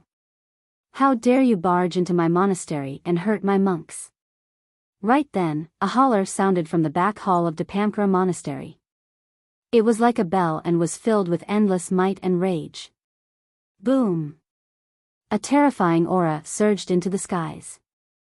It was the aura of a half-martial ancestor. In the blink of an eye, a monk appeared in the skies above the heavenly king palace. He was burly and wielded a fiend-vanquishing staff. With widened eyes, he looked like a furious Vajra with a terrifying might. Elder Huixing. When the monks saw the monk, they were invigorated and shouted one after another. Monks that cultivated Buddhism were mostly pure and aloof from anger. However, Elder Huixing was an anomaly among the Buddhist monasteries. His personality was explosive, and even though he cultivated Buddhism, it had not changed for many years. He was incomparably stern and managed discipline within Dipamkara Monastery. All the monks in the monastery were extremely fearful of Elder Huixing. Elder Huixing was a true half-martial ancestor. I'm Desolate Martial. Su Zimo looked at Huixing and said indifferently, I'm here to visit an old friend, but the accomplished monks of Dipamkara Monastery are being secretive and refuse let me meet him. That's why you barged into the sect? Elder Huixing glared at him and shouted. I want to know about Ming Zhen's situation. Su Zimo replied, "If you tell the truth, I'll leave on my own accord." At the mention of Ming Zhen, Elder Huixing frowned. It was clear that he knew something as well. What a joke. Suddenly, Elder Huixing shouted, "You barged into the sect and injured our disciples. Do you think you can leave unscathed? Desolate Marshal, aren't you way too arrogant? I'll teach you a lesson today." The moment he said that, Elder Huixing leaped down from the Heavenly King Palace and released the might of a half-martial ancestor. Gripping the fiend vanquishing staff with both hands, he descended from the skies and smashed it towards Su Zimo's head. Su Zimo did not dare to underestimate a half-martial ancestor expert. A grade 7 creation green lotus could defend against mighty figure dermic weapons. However, the dermic weapon of a half-martial ancestor was fused with a trace of divine power and could already pose some threat to him. Su Zimo's gaze intensified and a green lotus platform suddenly flew out from his glabella. It shone with a bedazzling green light that was like the most beautiful treasure in the world. Creation Lotus Platform. Heavens, it's a grade 7 Creation Lotus Platform. When they saw the green lotus platform, the monks were shocked and exclaimed. Some of the monks even had greed in their eyes. The creation green lotus was an utmost treasure of the universe and the Buddhist monasteries. Although this was only a creation lotus platform, it was already at grade 7 and was an irreplaceable treasure. Who wouldn't be tempted? Su Zimo held the creation lotus platform and his blood chi surged. Instantly, it exploded and struck towards Elder Huixing's fiend vanquishing staff. Boom! The creation lotus platform collided with the fiend vanquishing staff with a loud bang. A blinding light burst forth from the collision point of the two dermic weapons. It was colorful and spread rapidly in all directions, causing the tiles on the Heavenly King Palace to fall. Su Zimo's figure fell to the ground and he left 2 heavy footprints. Elder Huixing was not in the best state either as he was sent flying by the terrifying power. He somersaulted a few times in midair before landing slowly. Great! The rage in Elder Huixing's eyes intensified as he said coldly, "No wonder you dare to barge into the sect and injure our monks. It's because you have this as your backing. To think that you would be able to defend against my power. A half-martial ancestor? You're nothing much." Su Zimo had an indifferent expression as he flicked his finger. A white sword chi surrounded his fingertip in an extremely sharp manner. There were probably not many people in the world who would dare to say that a half-martial ancestor was nothing much. Extremely arrogant. Extremely arrogant. Elder Huixing was enraged and hollered, "Today, I'll let you witness the secret skill of Dapamkara Monastery." His hands shifted continuously as he conjured hand seals. A shuddering aura emanated from Elder Huixing's hands. Su Zimo narrowed his eyes. That was the power of divine powers. Anyone who could become a half-martial ancestor had touched on the surface of divine powers and comprehended a divine power. Even a single trace of divine power was far stronger than dermic arts. Swoosh! A green lantern appeared between Elder Huixing's hands. It burned with a wisp of flame that flickered indeterminately. However, that wisp of flame emitted a terrifying heat. Go! Slapping his storage bag with his left hand, Elder Huixing summoned a golden alms bowl that shone with a golden glow. It expanded against the wind and arrived above Su Zimo's head swiftly. The golden alms bowl shone with a mysterious light that enveloped Su Zimo.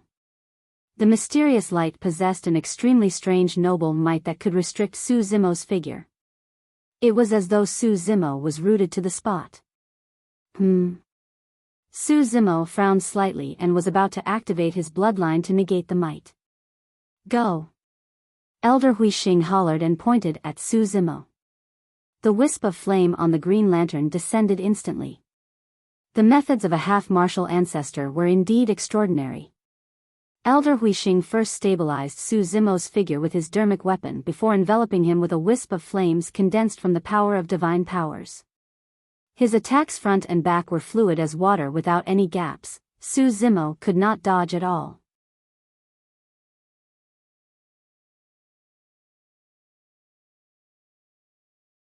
Chapter 1419, Suppressing a Half-Martial Ancestor. Chapter 1419, Suppressing a Half-Martial Ancestor. The divine power flames descended and enveloped Su Zimo, blazing brightly. Almost in the blink of an eye, Su Zimo's hair and clothes were burned to ashes. Upon seeing that, the monks heaved a sigh of relief. No matter how strong Desolate Martial was, he could not defend against the power of a half-martial ancestor's divine powers. Even though he had only comprehended the basics, it was enough to suppress Desolate Martial. In the flames, Su Zimo's expression was calm and there was no fear or pain in his eyes. Although the divine power flame was extremely powerful and even caused him to feel waves of searing pain, it was nothing much. Splash! Su Zimo's blood chi was channeled to its limits and surged with a terrifying might like a tsunami. Against the impact of the powerful blood chi, the divine power flame burning on his body weakened significantly. However, it still burned without any signs of extinguishing. Humph!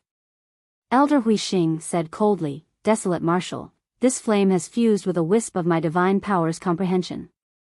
Even if you've cultivated to the tsunami blood realm, you won't be able to defend against it." "Is that so?" Su Zimo's voice was still unusually calm. However, his aura was rising continuously. Flames flashed. All of a sudden, Elder Huixing's expression changed. Right in front of him, Su Zimo's figure disappeared in the flickering flame and in its place was a lotus that was around half the height of a human. It was green all over and the lotus leaves were green and crystalline, swaying gently in the flame. Even the divine power flame could not incinerate the green lotus. This is... When the other monks saw that, all of them were shocked with widened eyes. Bloodline phenomenon? Elder Huixing had a grim expression as he vaguely realized something.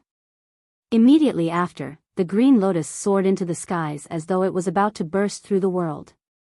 Circling through the air, the lotus petals blossomed with a resplendent glow. 7 petals and 63 green lotus seeds. This was a complete grade 7 creation green lotus that was more than a single level stronger than the creation lotus platform. The golden alms bowl that was initially enveloping Su Zimo's head was sent flying by the creation green lotus and fell not far away with a dim glow. The creation green lotus swayed gently. Heaven and earth rumbled. The divine power flame that enveloped the creation green lotus was suppressed by rays of light before long and gradually extinguished. The divine power flame was gone. The monks were shocked. Could even a half-martial ancestor not suppress Desolate Martial? In the Battle of Heaven and Earth Valley, Desolate Martial was almost completely helpless against the power of a half-martial ancestor. How did he grow to such an extent in just a few years? Su Zimo's figure reappeared. Initially, his hair and beard were burned to ashes. However, after cultivating to the conjoint body realm, his dermic powers were boundless and as he surged, his long black hair grew once more. Swiping his storage bag, Su Zimo took out a set of green robes and wore it again. "You really think that you can teach me a lesson with such puny methods?" Su Zimo sneered and closed his sword finger, slashing gently in the direction of Elder Huixing. TSK. TSK. TSK. 1,000 heaven-slaying sword chi burst forth instantly. The vast expanse of white was blinding and weaved an inescapable net made of sword chi that enveloped Elder Huixing. The sharpness of the heaven-slaying sword chi was way too immense. Elder Huixing did not dare to be careless either. He waved the fiend-vanquishing staff in his hands and channeled his dermic powers, condensing dermic arts to collide with the incoming heaven-slaying sword chi. Clang! Clang! Clang! The heaven-slaying sword chi collided with the fiend-vanquishing staff and the sound of metal clashing echoed with sparks. Every single heaven-slaying sword chi was not to be underestimated. Furthermore, the heaven-slaying sword chi was unusually agile and pervasive. Elder Huixing was already drenched in sweat after defending against the 1,000 heaven-slaying sword chi. Thankfully, phew. Elder Huixing lamented internally. Thankfully, there's only slightly more than 1,000. If Desolate Marshal's comprehension was deeper and there were more sword chi, I might not have been able to defend against it. He heaved a sigh of relief. He did not know at all that not long ago, the half-martial ancestors of the Dongfang and Shiman aristocratic families died under Su Zimo's heaven-slaying sword chi. At that time, Su Zimo released 10,000 sword chi instantly and killed 2 half-martial ancestors. It was not that Su Zimo had not cultivated to that stage. He did not release 10,000 sword chi merely because he retained his rationality and did not wish to harm Elder Huixing's life. Swash. After the 1,000 heaven-slaying sword chi, Su Zimo's figure flashed and he had already arrived before Elder Huixing. Raising the creation lotus platform, he pushed down onto Elder Huixing's head. Clang. In his hurry, Elder Huixing did not have time to think and could only raise the fiend vanquishing staff to defend. He had just dealt with 1,000 heaven-slaying sword chi and his dermic powers took an immense toll. Now that he was in a hurry to defend and had yet to circulate his blood chi to release it, Elder Huixing's body shuddered and his arms went numb. Ah! Elder Huixing shouted softly and retreated rapidly, wanting to distance himself and catch a breather. Unfortunately, Su Zimo's talent in melee combat was terrifying. Even the experts of this generation could not compare to him, let alone those of the same cultivation realm. Su Zimo did not give Elder Huixing any chance at all. He followed closely like a shadow and raised the creation green lotus to suppress the latter once more. Out of helplessness, Elder Huixing could only raise his fiend vanquishing staff to defend. Clang! It was yet another deafening sound. Elder Huixing's palm was torn and fresh blood flowed. The fiend vanquishing staff flew from his hands. His teeth fell from the shock of that power and his mouth was filled with fresh blood. His face was stricken with astonishment. Those injuries were nothing to conjoint body mighty figures, let alone half-martial ancestor experts. Su Zimo's gaze intensified as he seized the opportunity to catch up and suppress with the creation green lotus in his hands once more. Elder Huixing barely conjured a dermic art to defend. Boom! The creation green lotus descended and shattered the dermic art. Elder Huixing's figure fell rapidly and landed heavily on the ground, creating a human-shaped pit with cracks in the surroundings as dust billowed.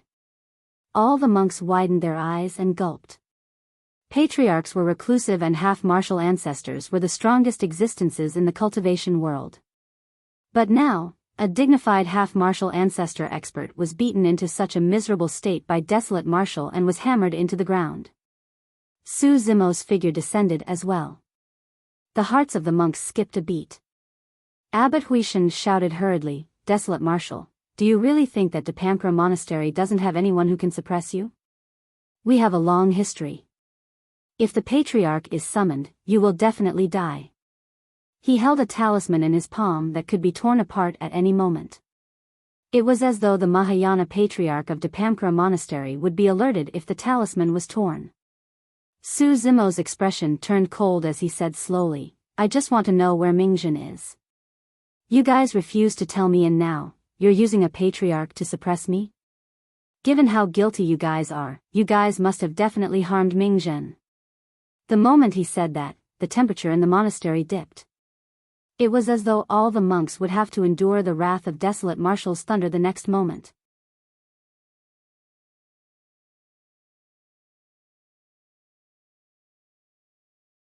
Chapter 1420, Ashoka Wood. Chapter 1420, Ashoka Wood. Cough. Right then, a soft cough sounded from the dust not far away. A figure slowly crawled out of the shattered pit. He was covered in dust and looked wretched.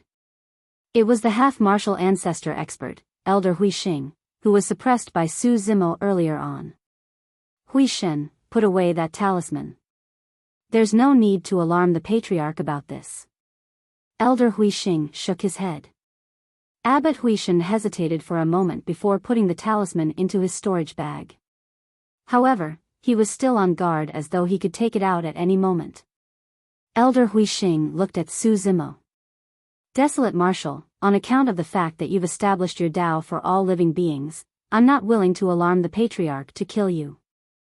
However, you have to remember that you've inherited the legacy of Ming Monastery and Fahua Monastery, so you're also considered as half a disciple of the Buddhist monasteries. That's precisely the reason why I held back. Su Zimo replied indifferently. Otherwise, which of those people who attacked me earlier, including you, would have survived? Su Zimo had always been decisive in killing. However, this time round, even though he was surrounded and even bullied by a superior half-martial ancestor of Depamkra Monastery, he held back and did not kill. Although the battle was intense earlier on, none of the monks of Depamkra Monastery died. Even monk Kong Ru, who provoked him first, merely fainted after a single shout from Su Zimo without any injuries. The monks exchanged glances in silence. They knew in their hearts that given Desolate Marshal's notorious methods in the past, it was already rare for him to restrain himself in his rage. How many Dharma characteristic Dao lords and conjoint body mighty figures died in the Battle of Heaven and Earth Valley against Desolate Marshal?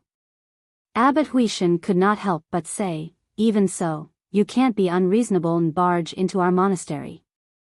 Fufu. Su Zimo smiled and shook his head. When I came to visit, I did not cross any lines at all. I waited for 6 whole hours outside Depamkra Monastery, but there was no response from you guys. The monks were silent. I wanted to head up the mountain and reason things out with you guys. However, you guys stopped me, refused to see me and even attacked me. Su Zimo had a mocking expression. Great, now that you've attacked and can't win, you want to try and convince me with your logic? You.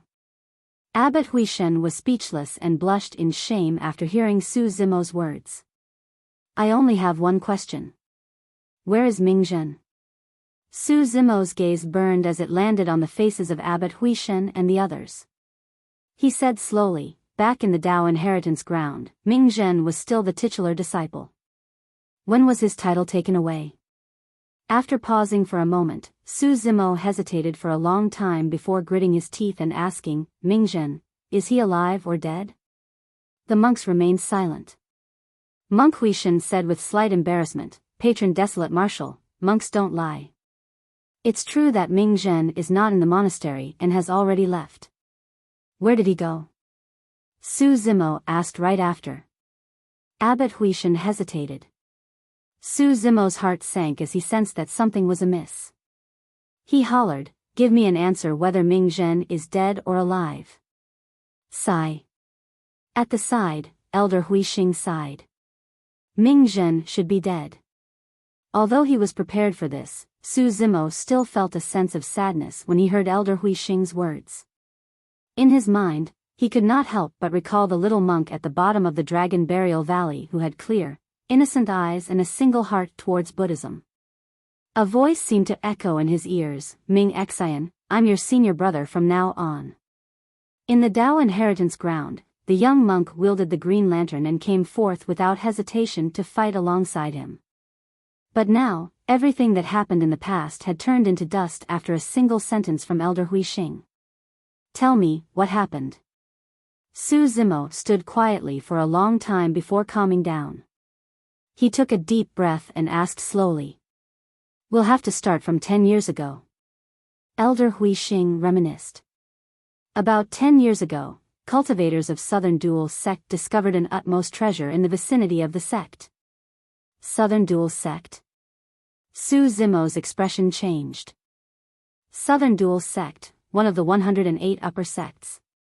Back when he first entered the intermediate ancient battlefield, he encountered cultivators of Southern Dual Sect and vaguely remembered that there was a female cultivator named Teng Shuyun. As he pondered, Elder Huixing continued, that utmost treasure is a huge chunk of Ashoka wood. Su Zimo's heart skipped a beat. Ashoka wood. Monk Yuanbei had once said that there were 3 sacred trees in the Buddhist monasteries, the Ashoka, Bodhi and Sal tree. The 3 sacred trees were not in Tianhuang mainland and were recorded in the ancient books of the Buddhist monasteries that they should be in the Pure Land. Now that he thought about it, the Pure Land of the Buddhist monasteries might be a term for the upper world. In the ancient era, a Siraka flower fell onto Tianhuang mainland and was obtained by the founder master of Fahua Monastery.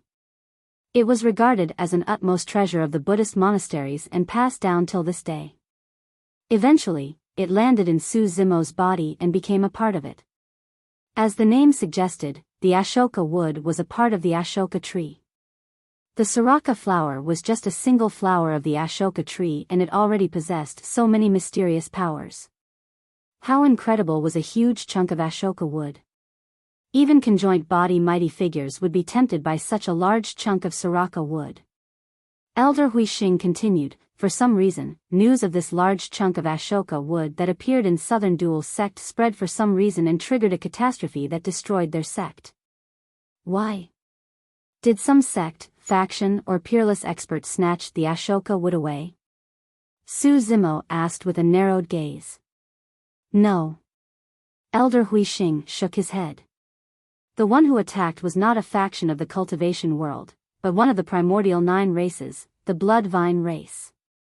Su Zimo's eyes shone brightly with killing intent. Elder Huixing said, the true form of the Blood Vine race is the primordial blood vine. Although it's bloodthirsty, it's still a type of vegetation. For them, the Ashoka wood is an absolute tonic and is fatally attractive. Not long after this news spread, the Blood Vine army attacked Southern Dual's sect. Su Zimo replied indifferently, if I'm not wrong, Dapamkara Monastery didn't help, right? Elder Huixing laughed bitterly. How do we help? The Blood Vine race is menacing and we won't be able to defend against them alone as well. Humph. Su Zimo sneered. All those were mere excuses. It was merely because this matter had nothing to do with them and Dapamkara Monastery was unwilling to get involved. However, the fact that Dapamkara Monastery, one of the 6 Buddhist monasteries and a super sect of the cultivation world, had such an attitude was heartbreaking. Su Zimo asked again, what happened after that? What has this got to do with Ming? Upon hearing that, the monks of Dapamkara Monastery looked ashamed. A moment later, Elder Huixing said, we had no intention of stepping in, but Ming insisted on heading to Southern Dual's sect. He said that even if we don't fight the Blood Vine race head-on, we have to think of a way to save some people. Most of the cultivators from Southern Dual's sect are innocent. Buddha is compassionate and can purify the masses. We can't sit idly by and do nothing. At that point, Su Zimo was silent. Amitabha.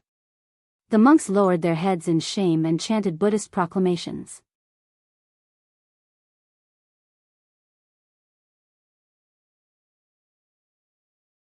Chapter 1421, Killing Badges. Chapter 1421, Killing Badges. Su Zimo was not surprised that Dapamkara Monastery would make such a choice. In truth, be it sects, factions, or cultivators themselves, they could only live ignobly in the incomparably cruel cultivation world. Although immortal sects were orthodox and viewed slaying demons and fiends as their responsibilities, they might not interfere if a fearsome demon or fiend truly appeared. On the contrary, it was not uncommon for immortal and fiend sects to join forces for certain benefits. It was the same for the Buddhist monasteries. Buddha was compassionate and purified all living beings. However, how many people who cultivated Buddhism could truly be compassionate and take pity on all living beings? Notwithstanding Dapamkara Monastery, wouldn't other super sects of the South region choose to stay out of it as well?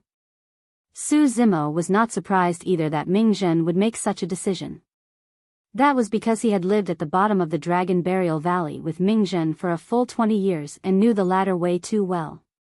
Ming had a pure heart and focused wholeheartedly on Buddhism. Even in this treacherous environment, nothing changed. Ksitigarbha Bodhisattva once made a vow that he would not become a Buddha until hell was empty. It was because Ming inherited that vow that he was able to obtain the recognition and inheritance of Ksitigarbha Bodhisattva in the Tao inheritance ground. Southern Dual's sect was attacked by the Blood Vine race and the dangers there were no different from hell. Su Zimo looked at Elder Huixing, Abbot Huishen and the other monks and said slowly, indeed, Ming is inferior to you guys in terms of cultivation realm. However, none of you can ever compare to his magnanimity. The monks sighed and lowered their heads without arguing. Letting out a long breath, Su Zimo asked again, what happened after? Ming Zhen insisted on heading there, so I could only remind him not to take the risk and to leave as soon as possible if anything went wrong. However, Abbot Huishan hesitated for a moment and his eyes dimmed as he sighed. However, Ming Zhen never came out after entering Southern Dual Sect. Su Zimo's expression turned cold as he questioned loudly. Ming Zhen was the titular disciple, and yet, Depamkra Monastery chose not to interfere even when something happened to him in the south region? Sigh. Abbot Huishan wanted to say something, but eventually, he let out a long sigh. How should we interfere? Ming Zhen refused to heed our advice. A monk at the side muttered softly. What did you say? Su Zimo glared at that person coldly and hollered. The monk was so scared that he swallowed the words he was about to say and remained silent, not even daring to meet Su Zimo's gaze. Elder Huixing sighed gently. Patron Desolate Marshal, I know that you might not be able to accept some of the things we say. However, we truly have no other choice. We heard that the young master of the Blood Vine race led an army this time round and killed his way into Southern Dual Sect. There were thousands of them. As for the young master of the Blood Vine race, Teng Lingzi, he's the strongest monster incarnate of the current generation. Although he's only at the conjoint body realm, I'm not his match either. Foo-foo. Su Zimo could not help but sneer. As a super sect, Depamkra Monastery has Mahayana patriarchs, right? If half-martial ancestors can't do it, summon patriarchs out of seclusion. Didn't you guys want to summon a patriarch to kill me earlier on? Why? You have the guts to kill me, but you don't have the guts to kill someone from another race? No. Elder Huixing shook his head. If we summon a patriarch, we can naturally suppress the Blood Vine race in Southern Dual Sect. However, that will definitely alarm the Patriarch of the Blood Vine race, and that will be a disaster for Depamkra Monastery. Summon an emperor at that time then. Su Zimo said in a deep voice, Depamkra Monastery has a long history. Don't you have any emperors? After a long silence, Elder Huixing sent a voice transmission slowly. Patron Desolate Marshal, how difficult is it to become an emperor? In the history of Depamkra Monastery, there have indeed been emperors. However, there were no patriarchs to become emperors in this generation. This is a secret of Depamkra Monastery. Patron Desolate Marshal, please don't spread it. Su Zimo was silent. The fact that Elder Huixing could reveal such a secret to him meant that he had indeed given it careful thought before making such a choice. Elder Huixing sent another voice transmission, we're not alone. We carry the fate of the entire Depamkra Monastery on our shoulders. If we save Ming Zhen and provoke the Patriarch or even the Emperor of the Blood Vine race, the legacy of Depamkra Monastery will be lost and will be eternal sinners of Depamkra Monastery. Although Su Zimo did not agree with Depamkra Monastery's decision, he could not find the heart to blame them further either. Against Ming Zhen and the sect's legacy and thousands of monks, Depamkra Monastery chose the latter to protect the sect's legacy and their monks. It was hard to tell if the choice was a right or wrong one. At the very least, Su Zimo did not agree with it. If they were to retreat in the face of the foreign races today, the latter would definitely push their luck. A constant retreat was not a solution. However, even if Depamkra Monastery wanted to join forces with the other super sects for this matter, they might not receive any response. Which sect or faction would want to provoke the primordial 9 races for no reason and attract trouble for themselves? After pondering for a moment, Su Zimo asked again, since that's the case, why did you guys have to be secretive? All you had to do was explain the matter. Even if you guys feel guilty, it shouldn't be to the extent where you guys should stop me from climbing the mountain and even fight me, right? Depamkra Monastery chose to sacrifice Ming Zhen to protect the sect. It was only natural for the monks of Depamkra Monastery to feel guilty and dread facing Su Zimo. Even so, Depamkra Monastery's reaction was a little extreme. This. Abbot Huishan hesitated for a moment and said embarrassedly, Patron Desolate Marshal, you might not know about it yet. After news of you being alive spread, the god, Heavenly Eye, Golden Crow, Bloodvine and Rakshasa races laid down killing badges for you one after another. Killing badges? Su Zimo narrowed his eyes. He had read some records about that badge in some ancient books as well. In the primordial era, the killing badge was the most threatening death badge of the primordial 9 races. Once the killing badge was released, the primordial races would spare no effort to kill the other party. Anyone who received that badge would be equivalent to a dead man. In the ancient era, only the emperors of the human race ever received killing badges from the primordial races. Of course, some emperors were indeed killed by the primordial races. However, for existences like the eternal human emperor, the primordial races could not do anything to him even with their killing badges. The killing badge of the primordial races had not appeared ever since the ancient war. Nobody expected that badge to descend in this generation. Furthermore, all 6 races had released killing badges. The badges openly stated that anyone who tried to take in Desolate Marshal would be massacred in blood by the primordial races. Abbot Huishan said, "Patron Desolate Marshal, please forgive us.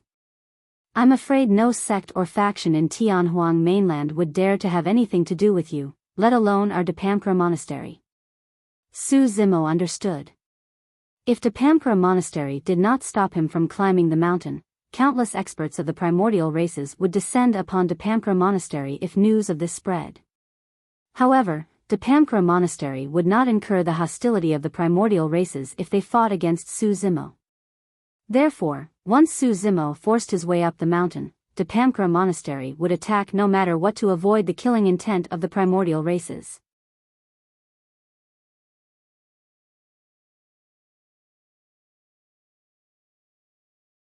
Chapter 1422, Dead or Alive.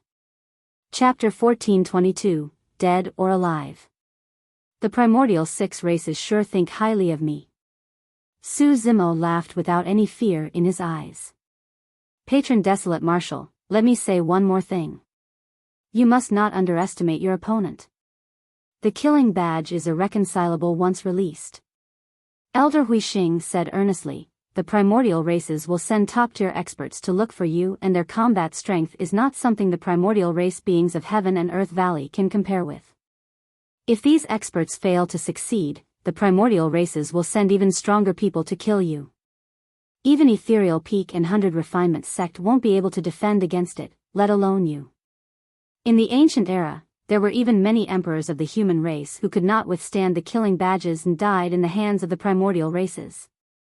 I got it. Thank you for your reminder, fellow Daoist. Su Zimo nodded and turned to leave. He had already asked about Ming Zhen, and there was no need for him to get entangled with the monks of Dapamkara Monastery. Furthermore, now that he was hunted by the primordial 6 races, Dapamkara Monastery would want nothing more than to avoid him. Why should he linger here and attract attention? The monks of Dapamkara Monastery heaved a sigh of relief when they saw Su Zimo leave. Only Elder Huixing frowned slightly with a worried expression and could not help but ask, Patron Desolate Marshal, where are you going? Southern Dual Sect. Su Zimo said indifferently. Ah! The monks exclaimed in shock. Desolate Marshal was truly audacious. Instead of hiding from the killing badges of the primordial races, he was going to offer himself to them? Elder Huixing hesitated for a moment and persuaded, Patron Desolate Marshal, pardon me for being blunt. Right now, the 50 kilometers around 6 Stars Mountain of Southern Dual Sect is occupied by the Bloodvine race. There are probably more than 10,000 beings from the Bloodvine race on 6 Stars Mountain.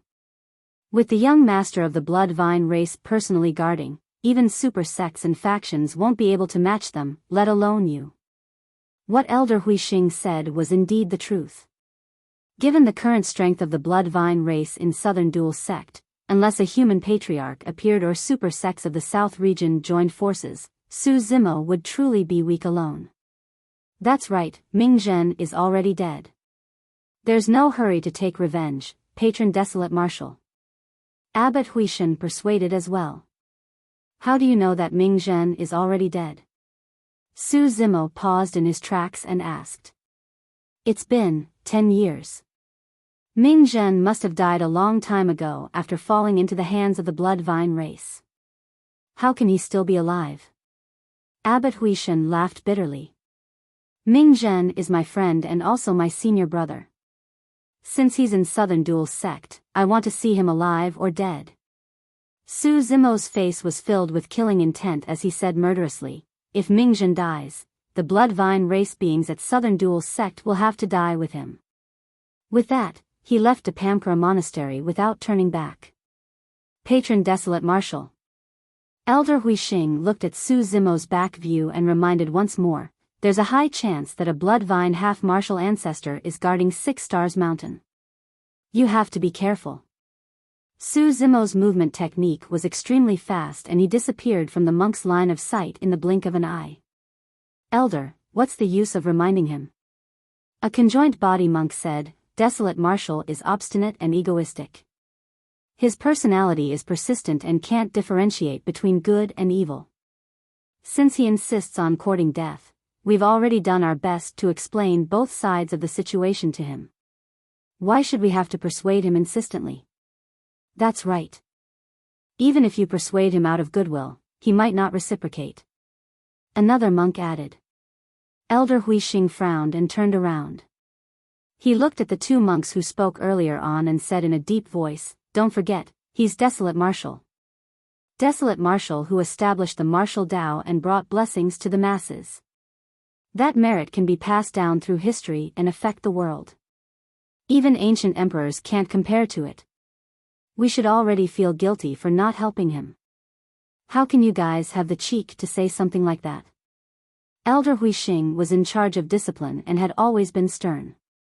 Although he was suppressed by Desolate Marshal earlier on, he was still a fearsome presence in Depamkara Monastery. The 2 monks lowered their heads and did not dare to say anything.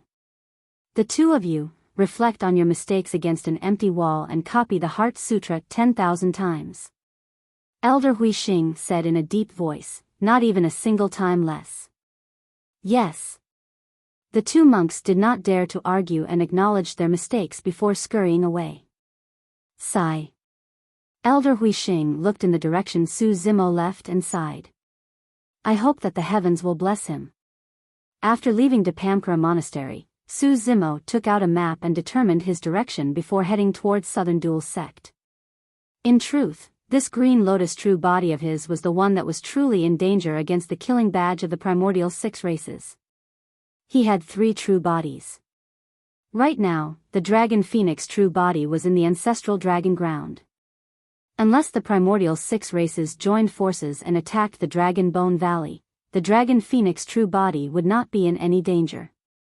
As for the martial Tao true body, it was outside the 3 realms and was not in the 5 elements. Not many people knew of its existence. Furthermore, his martial Tao true body was hidden in Pingyang town and cultivated in seclusion. It was difficult for the primordial 6 races to look for him. However, it was different for the Green Lotus true body. If the Green Lotus true body were to travel through Tianhuang mainland, he would definitely leave behind various traces and it would be easy to be exposed. At that time, experts of the primordial races would definitely hunt him down. If his opponents were at the conjoint body realm, it would be fine. However, things would be troublesome if they were half-martial ancestors of the primordial races. The Green Lotus true body had just entered the conjoint body realm and could suppress human half-martial ancestors. However, the outcome of a fight against a primordial race half-martial ancestor was unpredictable. Teng Lingzi of the Bloodvine race was already troublesome to deal with. If there were truly Bloodvine half-martial ancestors on 6 Stars Mountain of Southern Duel sect, there would indeed be quite a bit of danger for this trip. Of course, no matter what, Su Zimo had to check things out at Southern Duel sect. In his opinion, the reason why the Bloodvine race destroyed Southern Duel sect and occupied 6 Stars Mountain was not merely because of the birth of the Ashoka wood. The Ashoka wood might just be an opportunity. In this generation, the primordial races were restless and had signs of activity. Back in Myriad Phenomenon City, the appearance of the Rakshasa and God race was the beginning. Later on, the calamity of the Witch Gu of the North region.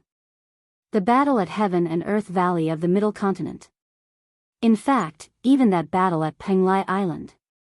At that time, Su Zimo merely instinctively thought that Penglai Island and the Golden Crow race had joined forces to set a trap to kill him. However, upon further thought, there was a possibility. Penglai Island was already controlled by the Golden Crow race. According to Elder Hui Xing, not every super sect had an emperor backing them. Without emperors, even Mahayana patriarchs won't be able to defend against the primordial races.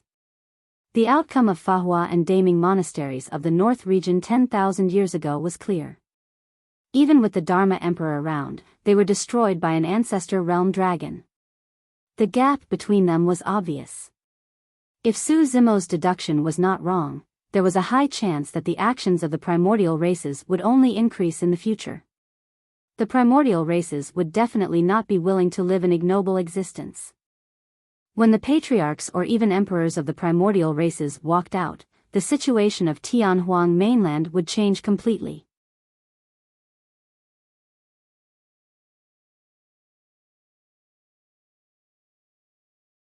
Chapter 1423, Teng Lingzi. Chapter 1423, Teng Lingzi. 6 Stars Mountain. It was a rather famous place in the south region that was known to be picturesque.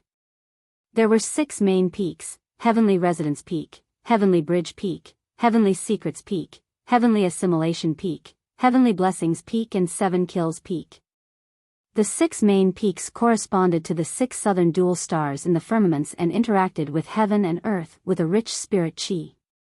Many years ago, when the founder master of Southern Dual sect traveled here and discovered this paradise, he established his sect here. The sect grew rapidly and produced many renowned cultivators. But now, the region of 6 Stars Mountain was blood-red and filled with vines with human faces. Densely packed, it was sinister and resembled a scene from hell. The blood-colored vines extended rapidly over the past 10 years and had already occupied an area within 50 kilometers of 6 Stars Mountain. There were no other living beings in the radius of 50 kilometers apart from the blood-colored vines. The vegetation withered. The barren land was filled with skeletons. It was one of the primordial 9 races, the Blood Vine race. This was the only flora race among the primordial 9 races. It was because the Blood Vine race was the most domineering among the flora race. As long as a blood vine grew within a region, the nutrients of other flora would be sucked dry until they died. Furthermore, the Blood Vine race was extremely violent and bloodthirsty. If any living being were to step foot into the territory of the Blood Vine race, they would be devoured flesh and blood, leaving nothing but a skeleton. Even in the primordial era, a Blood Vine race was not allowed to appear in the habitat of other primordial races. 7 Kills Peak. In a palace filled with blood vines, a young man in scarlet blood robes sat on a high seat. He held a blood-colored gourd in his left hand and beneath him was a throne made up of bones. Around the throne was a large circle of human skulls that were stained with blood. This was the young master of the Blood Vine race, Teng Lingzi. At that moment, more than 10 cultivators with frightened expressions floated in front of Teng Lingzi. All of them were pale and trembling in fear. Although those cultivators were dirty, their robes revealed that they were cultivators of Southern Dual sect. Fufufu. Teng Lingzi looked at the cultivators before him and smiled sinisterly, saying in a gentle voice, "Don't be afraid, don't be afraid. Be obedient." As he spoke, more than 10 blood-colored vines the size of arms extended from Teng Lingzi's wide blood robes and coiled towards the cultivators. Boo, boo. The eyes of those cultivators were filled with fear as they struggled with all their might.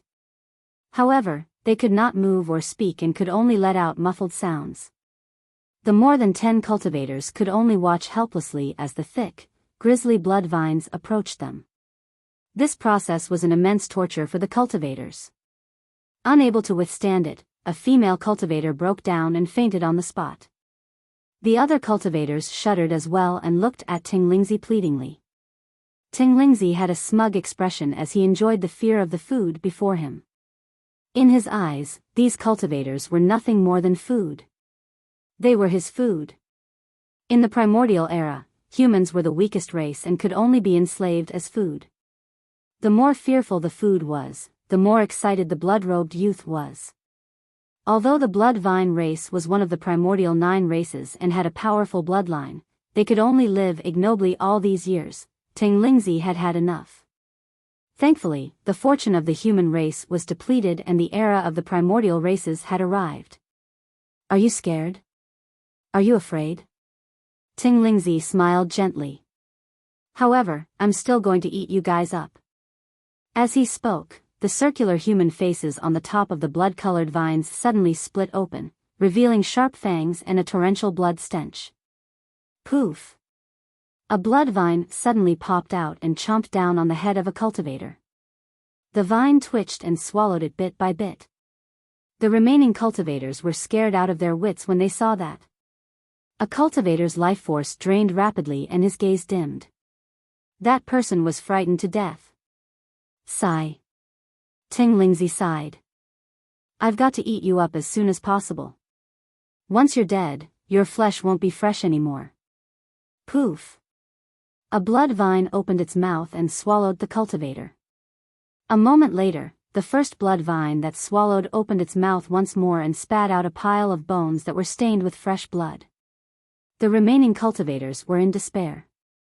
They knew that they would not be able to escape the fate of being devoured. Before long, more than 10 cultivators were devoured by the blood-robed youth. Teng Lingzi let out a long breath and licked his grisly red tongue with a delighted expression. The blood-colored gourd in his left palm turned even more vibrant and sinister. Reporting in, young master. Right then, a blood vine clansman beside the palace said in a deep voice, "There's not much food left in the captivity of 6 Stars Mountain. It can probably only last you for another year. Seems like I've got to go out and capture some food back." Teng Lingzi twisted his neck. These hundreds of thousands of food from Southern Dual Sect are truly worthless. In just 10 years, they're gone. As he said that, he smacked his lips as though he was reminiscing. Actually, there's a monastery in the south region that has sufficient food. Furthermore, they're all of good quality.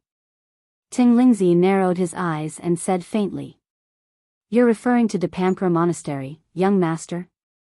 The blood vine clansman below asked. Yes. Teng Lingzi nodded.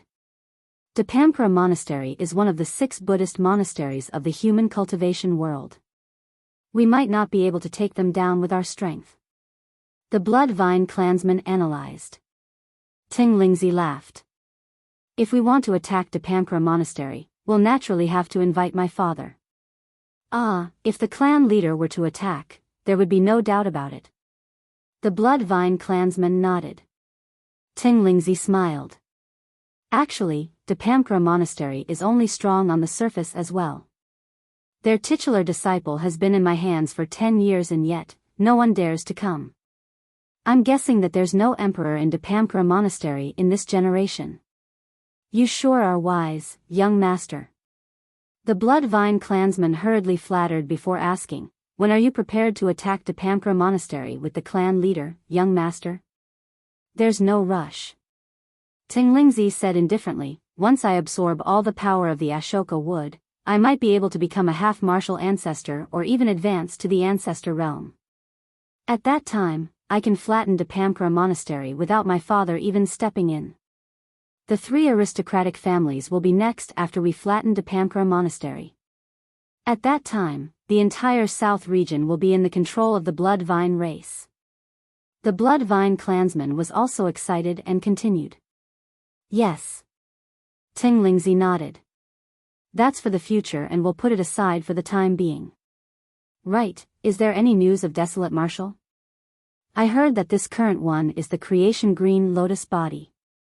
If we can capture him, he will be the greatest tonic for me. Not yet. The blood vine clansman replied, if there's any news, I'll definitely report it right away.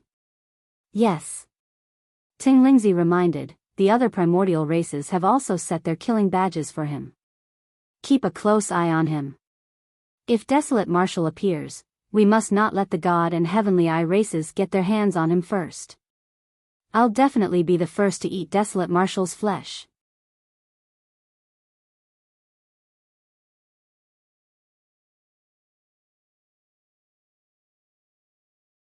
Chapter 1424, Massacring through 6 Stars Mountain. Chapter 1424, Massacring through 6 Stars Mountain. After leaving Dapampra Monastery, Su Zimo arrived near 6 Stars Mountain in less than 10 days. From afar, 6 Stars Mountain was blood-colored. The menacing vines crawled all over the mountains and earth densely. Blood-colored gourds grew on the vines and swayed with the wind, shimmering with a demonic blood glint. Su Zimo's expression was cold. He did not hide his tracks and flew into the air, speeding towards 6 Stars Mountain. Now that he had entered the conjoint body realm and his green lotus true body had undergone a complete transformation, other than patriarchs, there were not many people in Tianhuang mainland who could suppress him. There was no need for him to change his appearance and hide his identity. He was Desolate Marshal. The reason why he was barging into 6 Stars Mountain today was because he wanted to settle the score with the Blood Vine race. The moment Su Zimo arrived at the outer perimeter of 6 Stars Mountain, the Blood Vines sensed the blood chi in his body and started climbing towards him. There's actually a cultivator who doesn't know what's good for him and dares to take the initiative to come here. He. What a strong bloodline. I can take on human form after devouring him. Some of the blood vines were excited. The blood vines at the outer perimeter of 6 Stars Mountain had low cultivation realms and could not even take on human form. As such, they could not see through Su Zimo's real strength. In the blink of an eye, hundreds of blood-colored vines coiled towards Su Zimo like madmen, wanting to drink his blood and eat his flesh. Su Zimo did not even look at the blood vines as he conjured hand seals with both hands and channeled his essence spirit. Swoosh! Suddenly, 3 balls of flames of different colors appeared beside Su Zimo. Scarlet, Immortal Dao Fire. Golden, Buddhist Dao Fire. Black, Fiend Dao Fire. This was a dermic art from the Scarlet Flame Heart Sutra, the Scarlet Flame Revolving Lantern. 3 Dao fires surrounded Su Zimo and spun slowly, forming a flame barrier. The moment the blood vines charged forward and revealed their bloodied mouths, they collided against the Scarlet Flame Revolving Lantern. Right now, Su Zimo was at the conjoint body realm. The might of the Scarlet Flame Revolving Lantern was something that even some conjoint body blood vines might not dare to take on, let alone these low-leveled blood vines. The blood vine race was flora after all. Although they reigned among the other flora, it did not mean that they did not have weaknesses. Flora feared fire the most. As for Su Zimo, he cultivated the Scarlet Flame Mental Sutra. His mastery of flames was extremely strong and the 3 Dao fires he conjured were even more terrifying. The blood vines turned into ashes instantly when they struck. Squeak, squeak. When the vines turned into ashes, their true bodies let out sharp cries. The other vines on their bodies wanted to turtle back and avoid the 3 flames. However, the 3 Dao fires were extremely ferocious and were not something that these low-level blood vines could defend against. Any single spark that landed on their bodies would ignite and the flames would extend throughout the entire blood vines. In the blink of an eye, a complete blood vine was burned into ashes. Su Zimo's expression was cold as he walked into 6 Stars Mountain without stopping at all. Surrounded by 3 Dao fires, he charged right in. Everywhere he passed, flames surged into the skies and countless blood vines perished in the sea of flames. Of course, the cultivation realms of those blood vines were not high and they could not even take on human form. They could only watch helplessly as the flames descended and burned them to ashes. Who is there? How dare you barge into the territory of the blood vine race? An expert of the blood vine race in human form appeared and stood in midair. He looked at the flames not far away and questioned loudly with a furious expression. Although the blood vine race being could take on human form, his cultivation realm was only at the Dharma characteristic realm. Territory of the blood vine race? Su Zimo sneered and flicked his finger casually without even looking at him. Chi! A sword chi burst forth. The white light tore through the void and entered the glabella of the blood vine Dao Lord instantly. That person's eyes widened in disbelief. The sword chi was way too fast that he did not even have time to dodge. A single slash. It pierced his consciousness and shattered his essence spirit. The corpse of the Blood Vine Tao Lord fell from midair. Swash. Swash. Swash. When they saw that, the blood vines that wanted to advance were shocked and fled towards the 6 main peaks. This is bad, there's an enemy intruder. Many blood vines shouted as they fled. Su Zimo advanced at an extremely fast speed and arrived at the 6 main peaks before long. Suddenly, his expression changed and he turned over, sensing something. At the foot of the mountain not far away, there was a large empty space surrounded by blood vines that formed a fence. Many cultivators were gathered inside and there were more than 10,000 of them. Or rather, those cultivators could no longer be considered as humans. He did not know what those cultivators experienced, but they were tortured to a state where they resembled neither human nor ghost. Every cultivator was in tattered clothes that could vaguely be recognized as robes of Southern Dual sect. The faces of those cultivators were withered and yellow with dispirited expressions. Each of them had an iron hoop around their necks that was connected to a gigantic chain, and the other was locked onto the fence of blood vines. All of them had hollow gazes and numb expressions. Even when they saw Su Zimo in midair through the gap in the fence, their expressions did not change and their eyes were dead. This. Su Zimo's eyes widened in disbelief as a possibility crossed his mind and his body trembled slightly. Could the blood vine race have reared human cultivators like beasts? Su Zimo was enraged and his face was filled with killing intent. His eyes seemed to be burning with fire. In some of the ancient books or from others, he had heard about the tragic fate of humans in the primordial era. Humans were puny and were enslaved by the 10,000 races. In fact, they were treated as food and offerings by other races. When he heard that, Su Zimo felt emotional as well. But now that he witnessed it personally, he truly experienced the despair that humans of the primordial era endured. It was a tragic feeling of utter helplessness and despondence. Su Zimo took a deep breath of air and in a flash, he arrived outside the fence. A spark popped out from his fingertip and burned the entire place into ashes. When the Southern Dual sect cultivators saw Su Zimo, all of them had fearful expressions and curled into a ball like frightened birds. A heaven-slaying sword chi shot out from Su Zimo's fingertip and shuttled through the crowd with an endless sharpness. Clang! Clang! Clang! The sound of metal clashing echoed everywhere as sparks flew. In just a dozen breaths, the chains that bound the cultivators were severed by the heaven-slaying sword chi. However, even though the surrounding fence was gone and the chains on their bodies were broken, those cultivators did not know how to escape. They seemed to be numb to it. Su Zimo surveyed the crowd and scanned twice carefully with a slightly disappointed expression. Initially, he was looking forward to seeing Ming Zhen in the crowd. Unfortunately, he found nothing after searching. Fellow Daoist Su. Right then, a weak voice sounded from the crowd.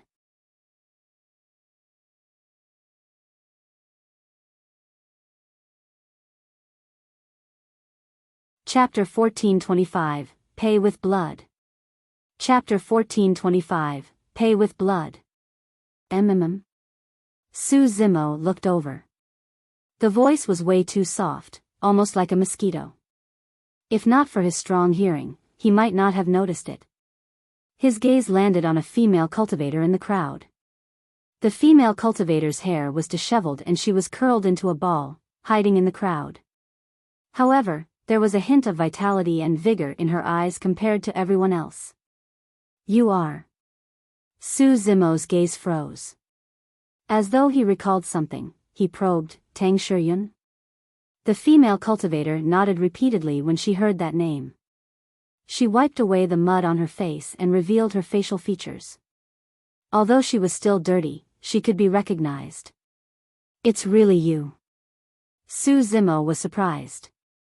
To think that he would truly be able to meet an old friend in Southern Dual sect. Teng Shiyun stood up and wanted to walk towards Su Zimo. However, she hesitated for a moment out of fear. Come over. I won't hurt you. Su Zimo nodded. When she heard that, Teng Shiyun mustered her courage and walked out of the crowd. The number one beauty of Southern Duel's sect in the past was no longer as elegant as before. Back when the two of them first met in the ancient battlefield, they were both at the Golden Core realm. But now, Su Zimo had already entered the conjoint body realm and became an omnipotent mighty figure. Yet, Teng Shiyun was only at the nascent soul realm. The difference between them was getting wider. In the ancient battlefield back then, there were hundreds of thousands of paragons. How many of them could truly catch up to Su Zimo? Did you see a monk from Depamkra Monastery 10 years ago? Su Zimo looked at Teng Shiyun and asked in a deep voice. Recalling for a moment, Teng Shiyun asked, was he a young monk that carried a green lantern? That's right. Su Zimo's eyes lit up as he asked, where is he? Is he still alive? Back in the Dao inheritance ground, Ming appeared and fought alongside him. His destiny dermic weapon was a green lantern. 10 years ago, thanks to this monk, some Southern Duel sect cultivators managed to escape. Teng Shiyun sighed gently. However, that monk's cultivation realm was not high enough and he still could not defeat the young master of the Bloodvine race and was suppressed by the latter. After so many years, he must have died. Su Zimo gripped his fists gently with a cold expression. Fellow Daoist, no, Senior Su. Are you here to save us? Teng Shiyun realized that the difference between them was too great and it was no longer appropriate to address him as fellow Daoist. She changed her manner of speech hurriedly and asked uneasily. Yes. Su Zimo nodded and took out some elixirs to store in a storage bag before handing it to Teng Shiyun. Share these elixirs and leave this place as soon as possible. Teng Shiyun's hands trembled as she received the storage bag, tears rolling down her face instantly. However, the other cultivators were still numb as they watched the scene in a daze without any joy of seeing the world once more. These people. Gazing at the expressions of those cultivators, Su Zimo felt a sense of sadness. Teng Shiyun smiled bitterly. 10 years ago, the Bloodvine race attacked this place and our sect master died in battle. 3 mighty figures and a half-martial ancestor died. However, we could not defend against the Bloodvine army. In less than a day, the entire Southern Duel sect fell into the hands of the Bloodvine race. Apart from the monk who helped hundreds of people escape, the other hundreds of thousands of disciples were reared like beasts by the Bloodvine race just so they could eat fresh food. All these years, the Bloodvine race imprisoned us here and sealed our dermic powers. We can't even commit suicide. At that point, killing intent spewed from Su Zimo's eyes. Teng Shiyun lamented, for the past 10 years, the Bloodvine race has consumed more than 100 Southern Duel sect cultivators daily. No matter how we begged or struggled, nothing changed. We could only watch as our fellow sect mates decreased bit by bit. That's hundreds of thousands of our sect mates. Right now, we're the only ones left. Teng Shiyun could not hold on either and broke down mentally, bursting into tears. When those cultivators opened their eyes every day, they did not know if they could survive the day or if they would be eaten as food. Initially, we had a sliver of hope. Teng Shiyun's face was filled with tears as she gave a bitter smile. After all, hundreds of our sect mates escaped. We hoped that they would seek help from the other upper or super sections. Perhaps, some experts of our human race might come and save us from our misery. However, we waited for a year, 2 years, 5 years, and no one came. Eventually, we gave up. Su Zimo was silent. He clenched his fists so tightly that his knuckles turned incomparably pale. Even if Southern Duel sect cultivators sought help, no sect or faction would rush over to save them from their misery. Who would provoke a great enemy like the Bloodvine race for some cultivators that were unrelated to them? Humans had led peaceful lives for way too long. They no longer had the drive and edge of the ancient era. None of them possessed the unyielding toughness to fight the primordial races courageously. Ancient wise sages of the human race, be it low-level cultivators or mighty figure patriarchs, were righteous and took care of one another. If they were to see this scene today, they would probably shed tears of frustration and bleed from the depths of their hearts. Right now, most of the cultivators had even forgotten the sufferings of humans in the primordial era. They forgot that in the ancient war, patriarchs died, emperors were killed and countless human experts fought with all their might in exchange for the peace of the human race. Even a super sect like Dapamkra Monastery, one of the 6 Buddhist monasteries, was only concerned about their own well-being, who would stand out to save everyone from Southern Dual sect. I'm a little late. Su Zimo looked at everyone from Southern Dual sect and said slowly, but don't worry, with me here today, no one will be able to hurt you guys. Apart from a few who had a sliver of hope reignited in their eyes, the rest were still grim and numb. Fellow Taoists, he's Desolate Martial, the Tao Lord Desolate Martial who shook the world and established the martial Tao. Trapped here, Teng Shuyuan's understanding of Su Zimo was still stuck at some of the rumors she had heard in the past. She did not know that Su Zimo was already a conjoint body mighty figure either. In Myriad Phenomenon City, he was the one who suppressed the Rakshasa and God race and rescued the human paragons. Now that Tao Lord Desolate Martial is here, we have a chance of escaping alive. Teng Shuyuan looked at everyone from Southern Dual sect and took out the elixirs from the storage bag, handing them to the cultivators as she spoke. Most people were indifferent. What's the use of a Dharma characteristic Tao Lord? Even a half-martial ancestor was killed.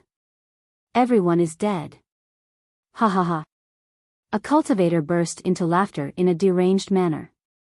Su Zimo had a sorrowful expression. Although these people were still alive, they were no different from dead people. Tao Lord Desolate Martial, please kill me and give me a swift ending. That will be the greatest relief for me, a cultivator kowtowed to Su Zimo and begged softly. Tao Lord Desolate Martial, please grant us death. A large number of cultivators knelt down. When he saw that, Su Zimo's eyes reddened and he had nowhere to vent the rage and sadness in his heart. Eventually, he reared his head and howled. Blood vine race, I'm going to make you guys pay with blood.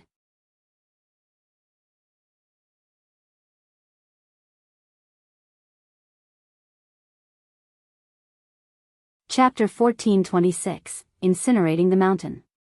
Chapter 1426, Incinerating the Mountain. Plain persuasion and consolation could no longer free the cultivators of Southern Dual sect from their fears. For the past 10 years, that fear had been rooted in his heart.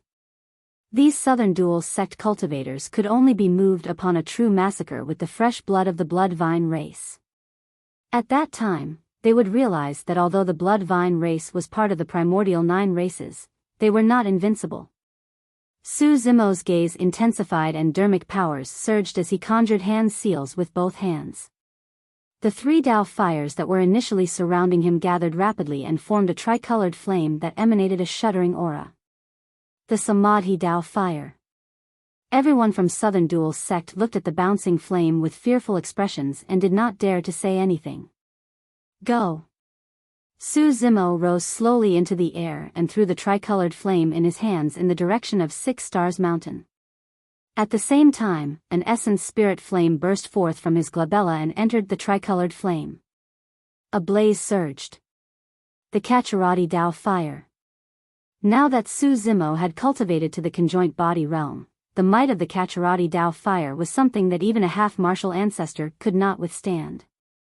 However, at that moment, he had already triggered his killing intent and wanted to kill all the blood vine race beings on 6 Stars Mountain.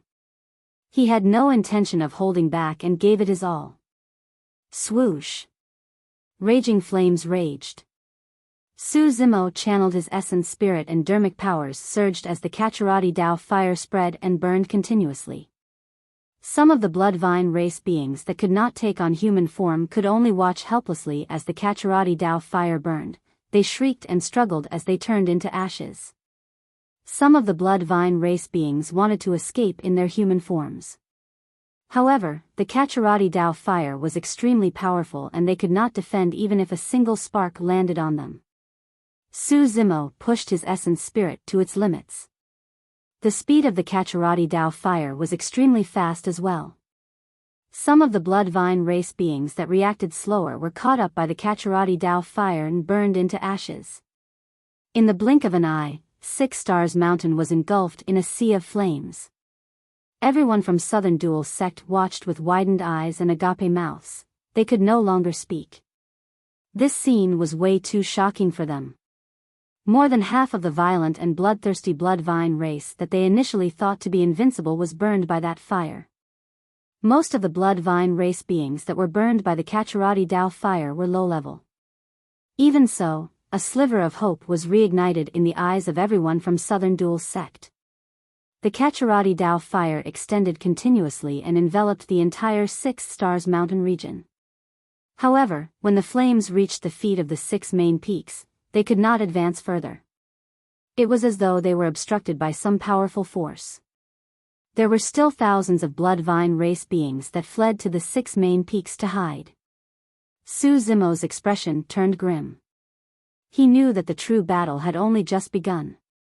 The six main peaks were definitely guarded by top-tier experts of this primordial race. Bang! Bang! Bang! Powerful figures soared into the skies with rampant mights. A conjoint body mighty figure of the Bloodvine race had appeared.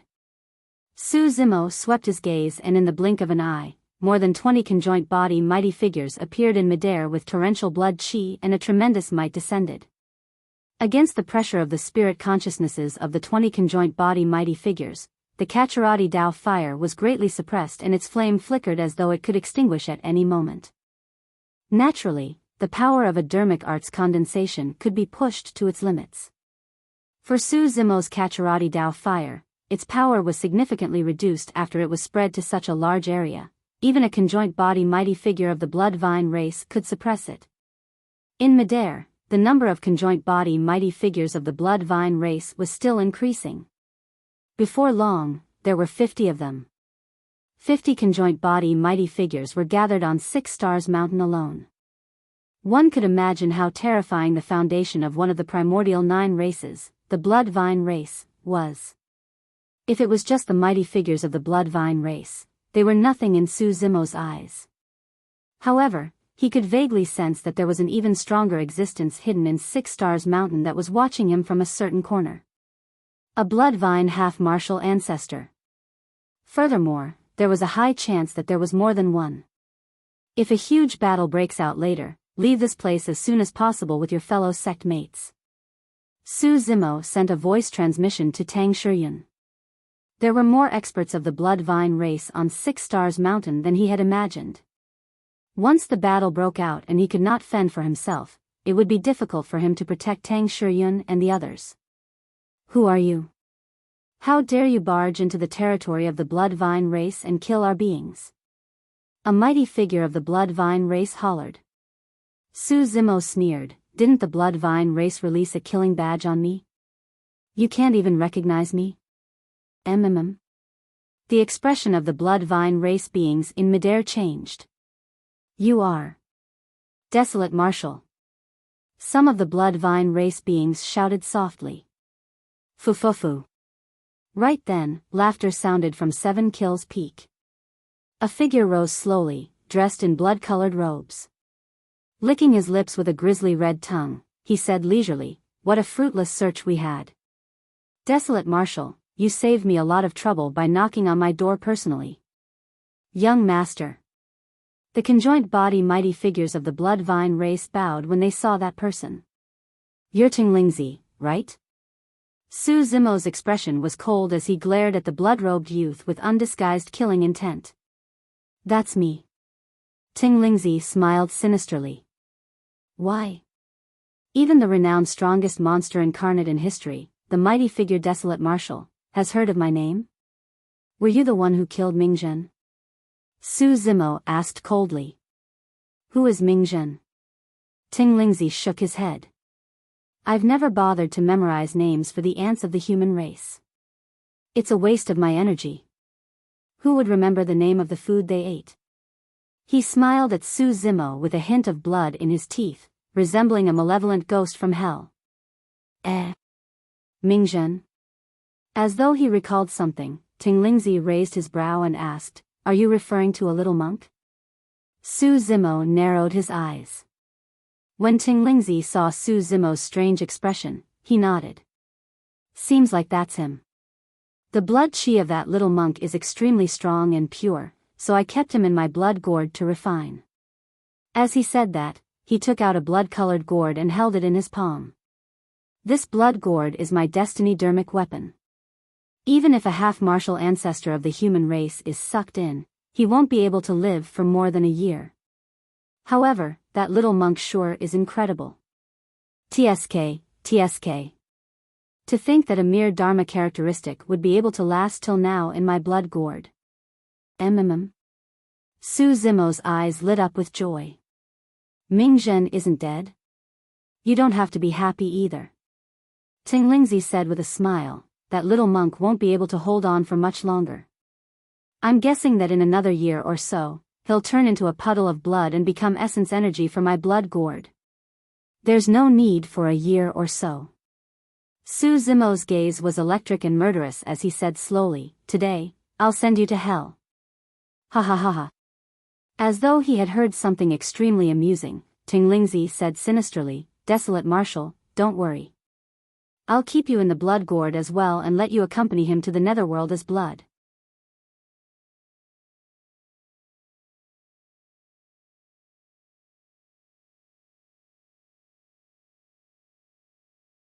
Chapter 1427, Massive Battle.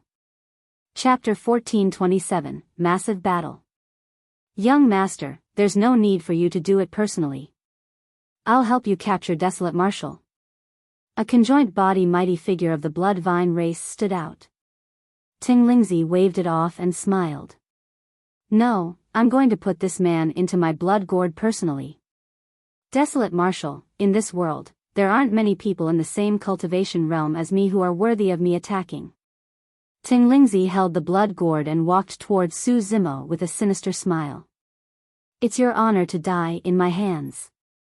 Cut the crap and die. Su Zimo sneered and charged towards Teng Lingzi in huge strides. Why? You want to fight me in melee combat? Teng Lingzi smiled gently. As the young master of the blood vine race, this monster incarnate of a generation saw through Su Zimo's plans instantly. Among the primordial 9 races, although the blood vine race was bloodthirsty, their blood chi and physique were not strong and were far inferior to the god and dragon races. They were merely stronger than the witch race. If he could force the blood vine race into melee combat, Su Zimo was extremely confident that he could suppress Teng Lingzi with his green lotus true body. Fu, it won't be that easy. Teng Lingzi chuckled and stomped gently on the void. Swoosh. Swoosh. In the void, blood-colored vines that were as thick as arms suddenly grew and coiled towards Su Zimo. Before the blood vines arrived, the round human faces at the top opened their mouths and revealed sharp fangs that shone with a cold glint. At the very least, hundreds of blood vines coiled over with a nauseating stench, threatening to devour Su Zimo. Humph. Su Zimo's expression was unchanged as he flicked his finger without stopping.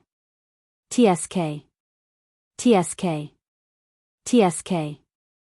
Instantly, more than 10 heaven-slaying sword chi burst forth and circled around him with extreme sharpness. They intertwined and created a vast expanse of white. Poof. Poof. Poof.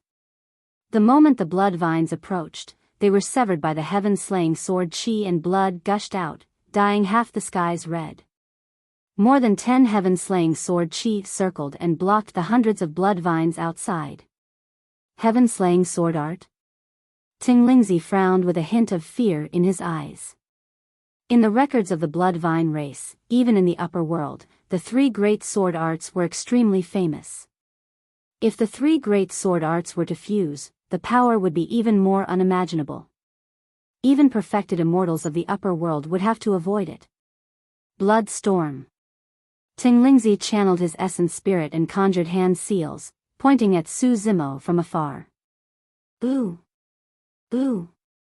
Instantly, blood-colored shadow figures appeared in midair and surged towards Su Zimo like malevolent ghosts, forming a foul and evil gust. Blood storm was a legacy secret skill of the blood vine race. Anywhere the gust passed, a cultivator's flesh could be stripped off completely. In the ancient war, a patriarch of the blood vine race once released that secret skill.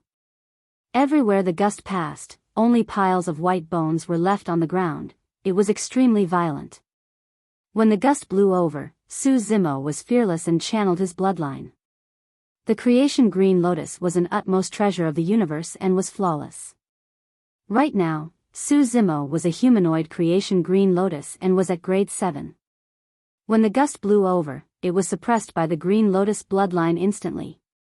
Countless blood shadows dispersed and turned into a rain of blood that poured down. The blood rain was extremely evil and possessed an incomparably terrifying corrosive power. However, the green lotus was pure and untainted. It was the most effective against such a filthy and evil object. Su Zimo walked through the blood storm without being affected or injured at all. How dare you embarrass yourself with such methods? The young master of the blood vine race is nothing much. Su Zimo sneered, I'll show you the dermic arts of humans. Ma. Hum. He chanted in Sanskrit. The damning mantra reverberated through the world. This time round, he did not release any demon-subduing seal or fiend suppression seal. Instead, he released the two most powerful dermic seals of the damning dermic seal. The Great Vajra Will Seal and Great Mount Meru Seal. The dermic seals descended. A gigantic Vajra wheel crushed towards Teng Lingzi with shocking might. Teng Lingzi channeled his bloodline and his figure vanished. On the spot, 100 blood vines grew and waved their arms, coiling towards the Vajra wheel in midair. Against the damning dermic seal, Teng Lingzi was forced to reveal his true form. Those thick blood vines were Teng Lingzi's flesh and blood body. Compared to the dermic arts he had first conjured, they were completely different and possessed terrifying strength. The 100 blood vines moved at the same time and coiled around the Vajra wheel tightly in the blink of an eye. The Vajra wheel could no longer advance. The bedazzling Vajra wheel gradually dimmed and eventually sank into the vines. Before long, it was corroded and riddled with holes. Bang! Boom! Boom! Right then, a huge shadow engulfed them. A gigantic godly mountain descended. It was the sacred mountain of the Buddhist monasteries, Mount Meru.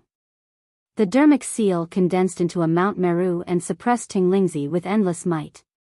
Swish! 100 vines tore through the air and coiled towards Mount Meru. Poof! Poof! Poof! However, the moment the vines touched Mount Meru, they were repelled by the divine power on the sacred mountain and exploded on the spot. Ah! Teng Lingzi roared. Not only did such an injury fail to repel him, it even enraged him. More vines surged towards Mount Meru. From the vines that were initially ruptured, nauseating blood splattered on Mount Meru, dimming the light of the sacred mountain and decreasing its strength. The blood vine race was the most bloodthirsty. Their bloodlines contained the mixed blood of countless living beings. It was the most polluted and filthy. Even dermic weapons would be destroyed completely if they made contact by accident. For a conjoint body mighty figure, the explosion of the vines was nothing much. They could regrow instantly. However, even the great Mount Meru seal could not withstand the filthy and evil blood gushing out. The fact that Teng Lingzi could dispel the two damning dermic seals was proof that he was capable. However, Su Zimo had already closed in while Teng Lingzi was fighting against the two damning dermic seals. Melee combat. Su Zimo wanted to maximize his advantage. When they saw that, the other mighty figures of the blood vine race did not attack nor did they look nervous. On the contrary, their eyes shone with mockery. On the battlefield. When Su Zimo descended, the Teng Lingzi transformed into his true form and took root in the ground. He could not move and could only fight head-on. 100 vines tore through the air and whipped toward Su Zimo. Shatter. Descending from the skies, Su Zimo assumed the stance of plow heaven stride, as though he was plowing a ravine in midair. That single stomp caused more than 10 blood vines to explode. Fresh blood splattered onto Su Zimo's body. Right then, something weird happened.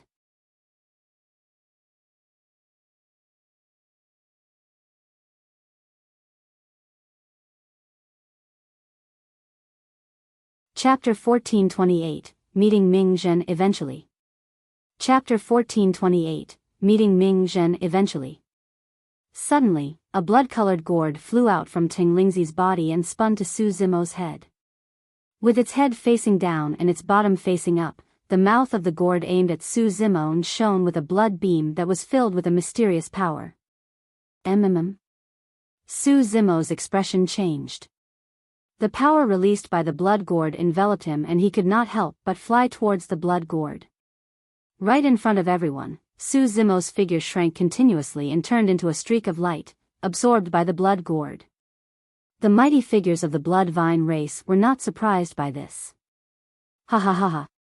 Teng Lingzi reverted to his human form and held the blood gourd in his palm as he roared in laughter. Desolate Marshal? Strongest monster incarnate in history? You still fell into my hands and were suppressed by me. You're brilliant, young master. You'll definitely be famous throughout Tianhuang mainland in this battle. That's right. After this battle, even the reputation of the god race's firmament emperor and goddess Xiaoxiang will be far inferior to you. Desolate Marshal was arrogant and ignorant. The bloodline and physique of our blood vine race are indeed not strong. However, we naturally possess powerful killing moves to be able to become one of the primordial 9 races. He didn't know that. Many mighty figures of the blood vine race praised and flattered Teng Lingzi loudly. Actually, that blood gourd was extremely important to every single blood vine race being. When every blood vine race being was born, blood gourds would grow on the many vines. However, when they entered the conjoint body realm, the blood gourds would fuse together. It could be said that the blood gourd condensed more than half of the cultivation essence and cultivation of the blood vine race. Indeed, the blood vine race was not strong in melee combat. However, anyone tainted by the fresh blood of the blood vine race would establish a connection with the blood gourd. Once they got close, they would be absorbed by the blood gourd to be refined into blood water. Teng Lingzi said proudly, that desolate marshal was ignorant and truly thought that I had no means of suppressing him. To think that he would dare to get so close to me after being tainted by my blood. Even a half-martial ancestor won't be able to break free from the power of the blood gourd. The fortune of the human race is depleted. That so-called strongest monster incarnate in history is nothing much. It didn't even take much effort for you, young master. He's nowhere as good as he's made out to be. Just because we primordial races have been dormant for so long, these ants and food of the human race really think of themselves as the masters of Tianhuang mainland. Foo-foo. Young master, how should we deal with the food? A mighty figure of the blood vine race pointed to everyone from Southern Dual Sect not far away. The battle had broken out too quickly and Tang Shiyun was in the midst of persuading everyone. Right as everyone from Southern Dual Sect was moved and had hope reignited, they saw Su Zimo sucked into the blood gourd. He was suppressed by Teng Lingzi. The expression of everyone from Southern Dual Sect darkened and they laughed self-deprecatingly. To begin with, they should not have had any extravagant hope of being able to escape this place. Their fates were long decided. Tang Shiyun gave a bitter laugh and sighed sorrowfully. Of course we'll rear them again. Teng Lingzi said indifferently, food should just understand that they are food. You're even dreaming of escaping? Are you still going to eat today, young master? A blood vine race being asked. There's no need. Teng Lingzi's gaze landed on the blood gourd in his palm and he could not help but laugh. I don't even have to consume food for a period of time. Legend has it that Desolate Marshal has the green lotus body. If I can refine him, my dermic powers and combat strength will increase exponentially. I might be able to sense the opportunity to break through and comprehend the power of divine powers. Congratulations in advance, young master. Everyone from the blood vine race congratulated him. Yes. Teng Lingzi nodded slightly and said in a deep voice, I'm going to be in seclusion for a year thereafter. Don't disturb me during this period of time. As for that food, I'll give it to you guys. Thank you, young master. Everyone from the blood vine race was delighted. 1. The blood gourd was grisly red. Everywhere was filled with blood. Even though he was sucked in by Teng Lingzi's blood gourd, Su Zimo's expression was still calm without any hint of panic. He released his spirit consciousness and surveyed his surroundings.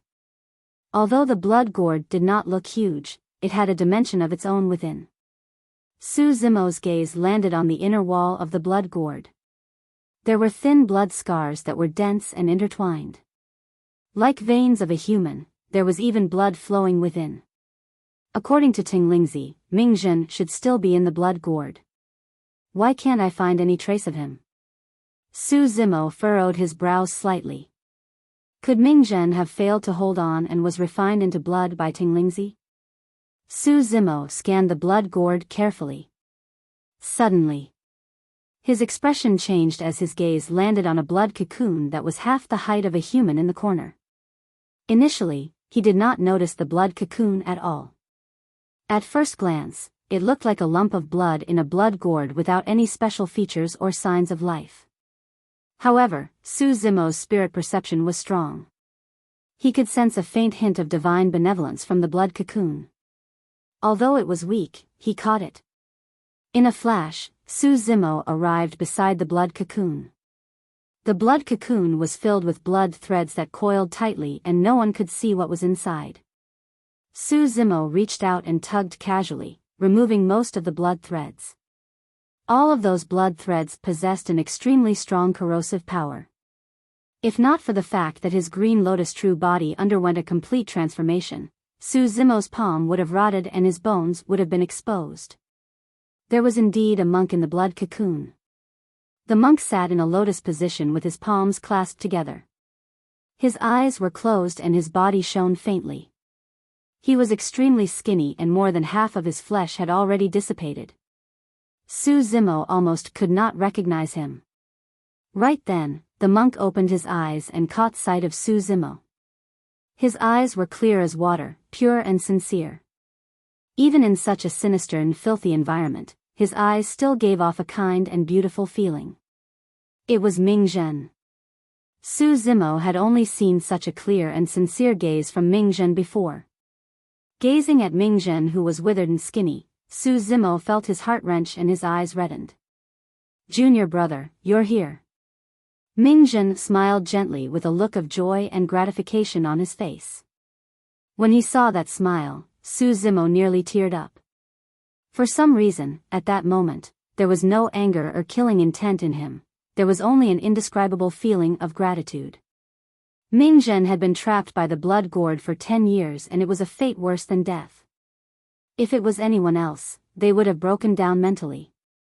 Even Su Zimo could not imagine what would have happened to him if he was imprisoned for a full 10 years in such a sinister and filthy environment. There was a high chance that he would enter the Fiend Dao completely and activate the Blood Refinement Fiend Sutra once more to kill. However, Ming Zhen did not. Ming Zhen could still smile. There was no resentment or hatred. Through Ming Zhen, Su Zimo could sense the supreme benevolence and magnanimity of Ksitigarbha Bodhisattva.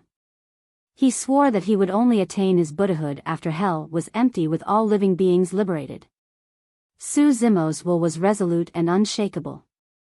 However, against such Buddhism, he was moved and he burst into tears.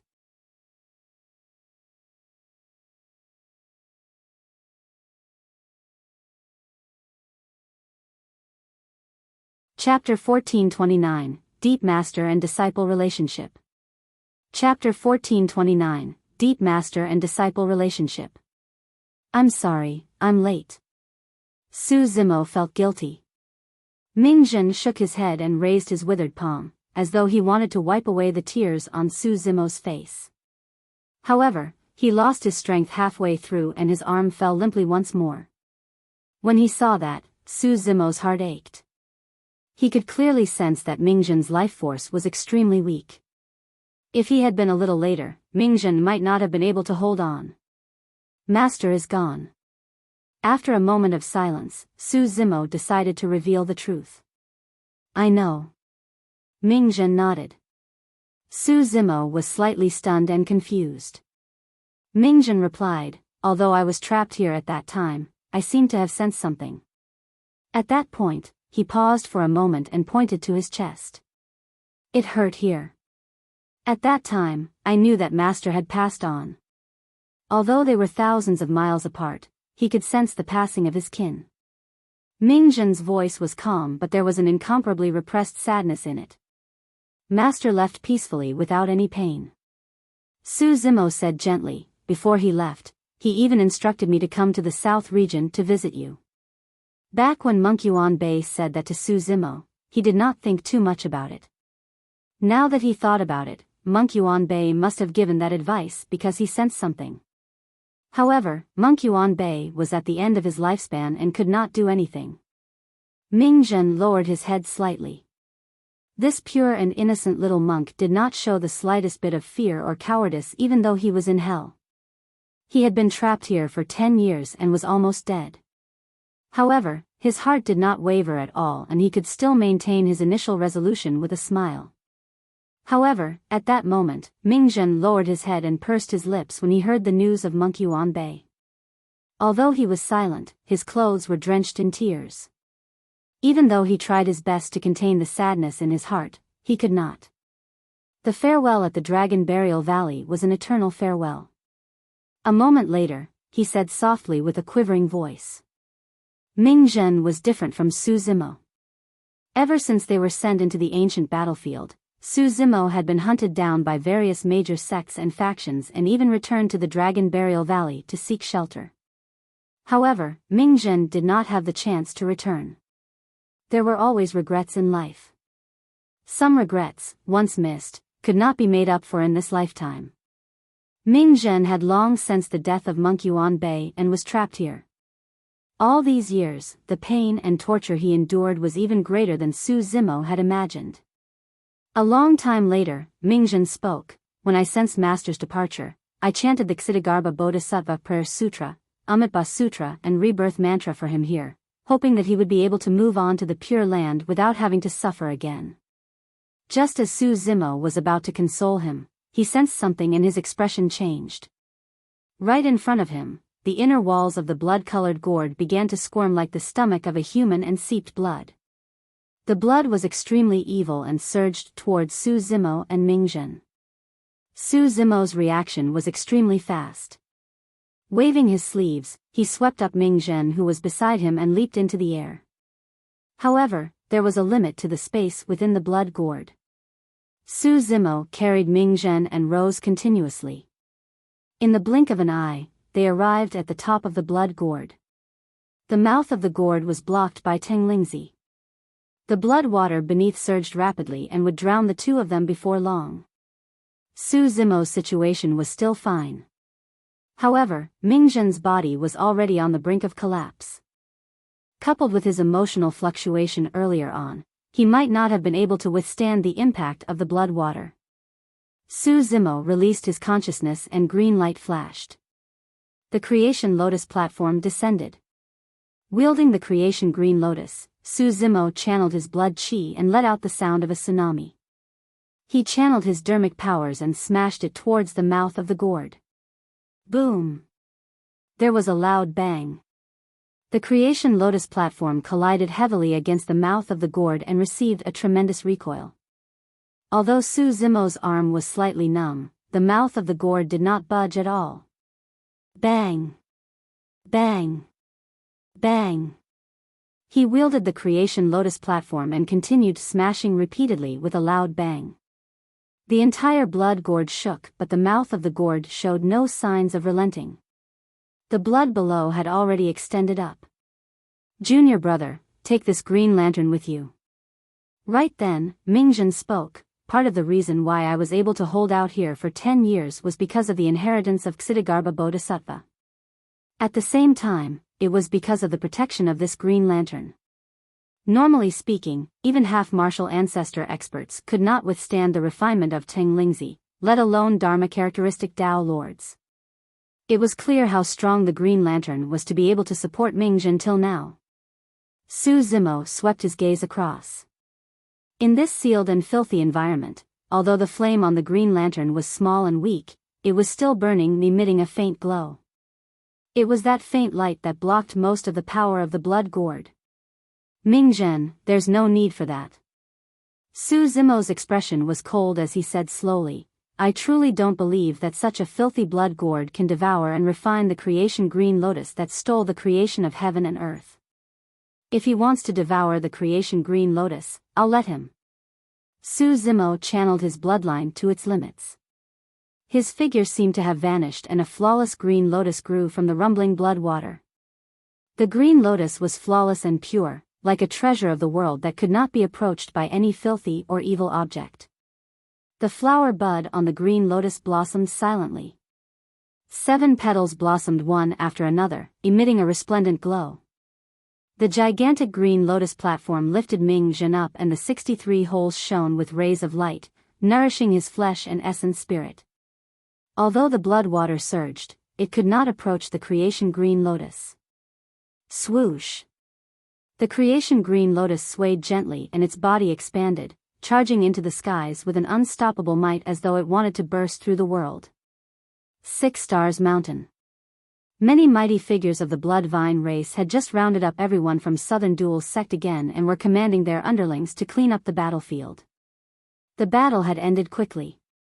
However, the fire burned 6 Stars Mountain beyond recognition. Apart from the 6 main peaks that were still intact, the rest were charred. The blood vine race suffered immense losses as well.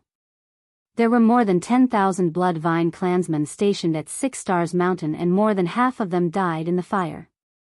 Previously, the blood vine race had already regarded this place as their territory completely and even some low-level blood vines had started to relocate here. To think that the fire would burn all the low-level blood vines into ashes. Lingzi descended on 7 Kills Peak and had just activated his bloodline to refine the blood gourd while heading to his seclusion ground. Suddenly, the blood gourd in his palm shook. He chuckled with a mocking expression. You want to come out after entering my blood gourd? Not long after. The blood gourd shook repeatedly. However, it was useless. The Lingzi merely held on gently and the blood gourd could not fall. Struggle. You'll give up when you're tired. Lingzi smiled gently. All of a sudden, as though he sensed something, Lingzi's eyes widened and his smile froze on his face. You're tuning into the Biyao's Wuxia Chronicles YouTube channel. Don't forget to subscribe and join us on this journey to catch the most captivating stories.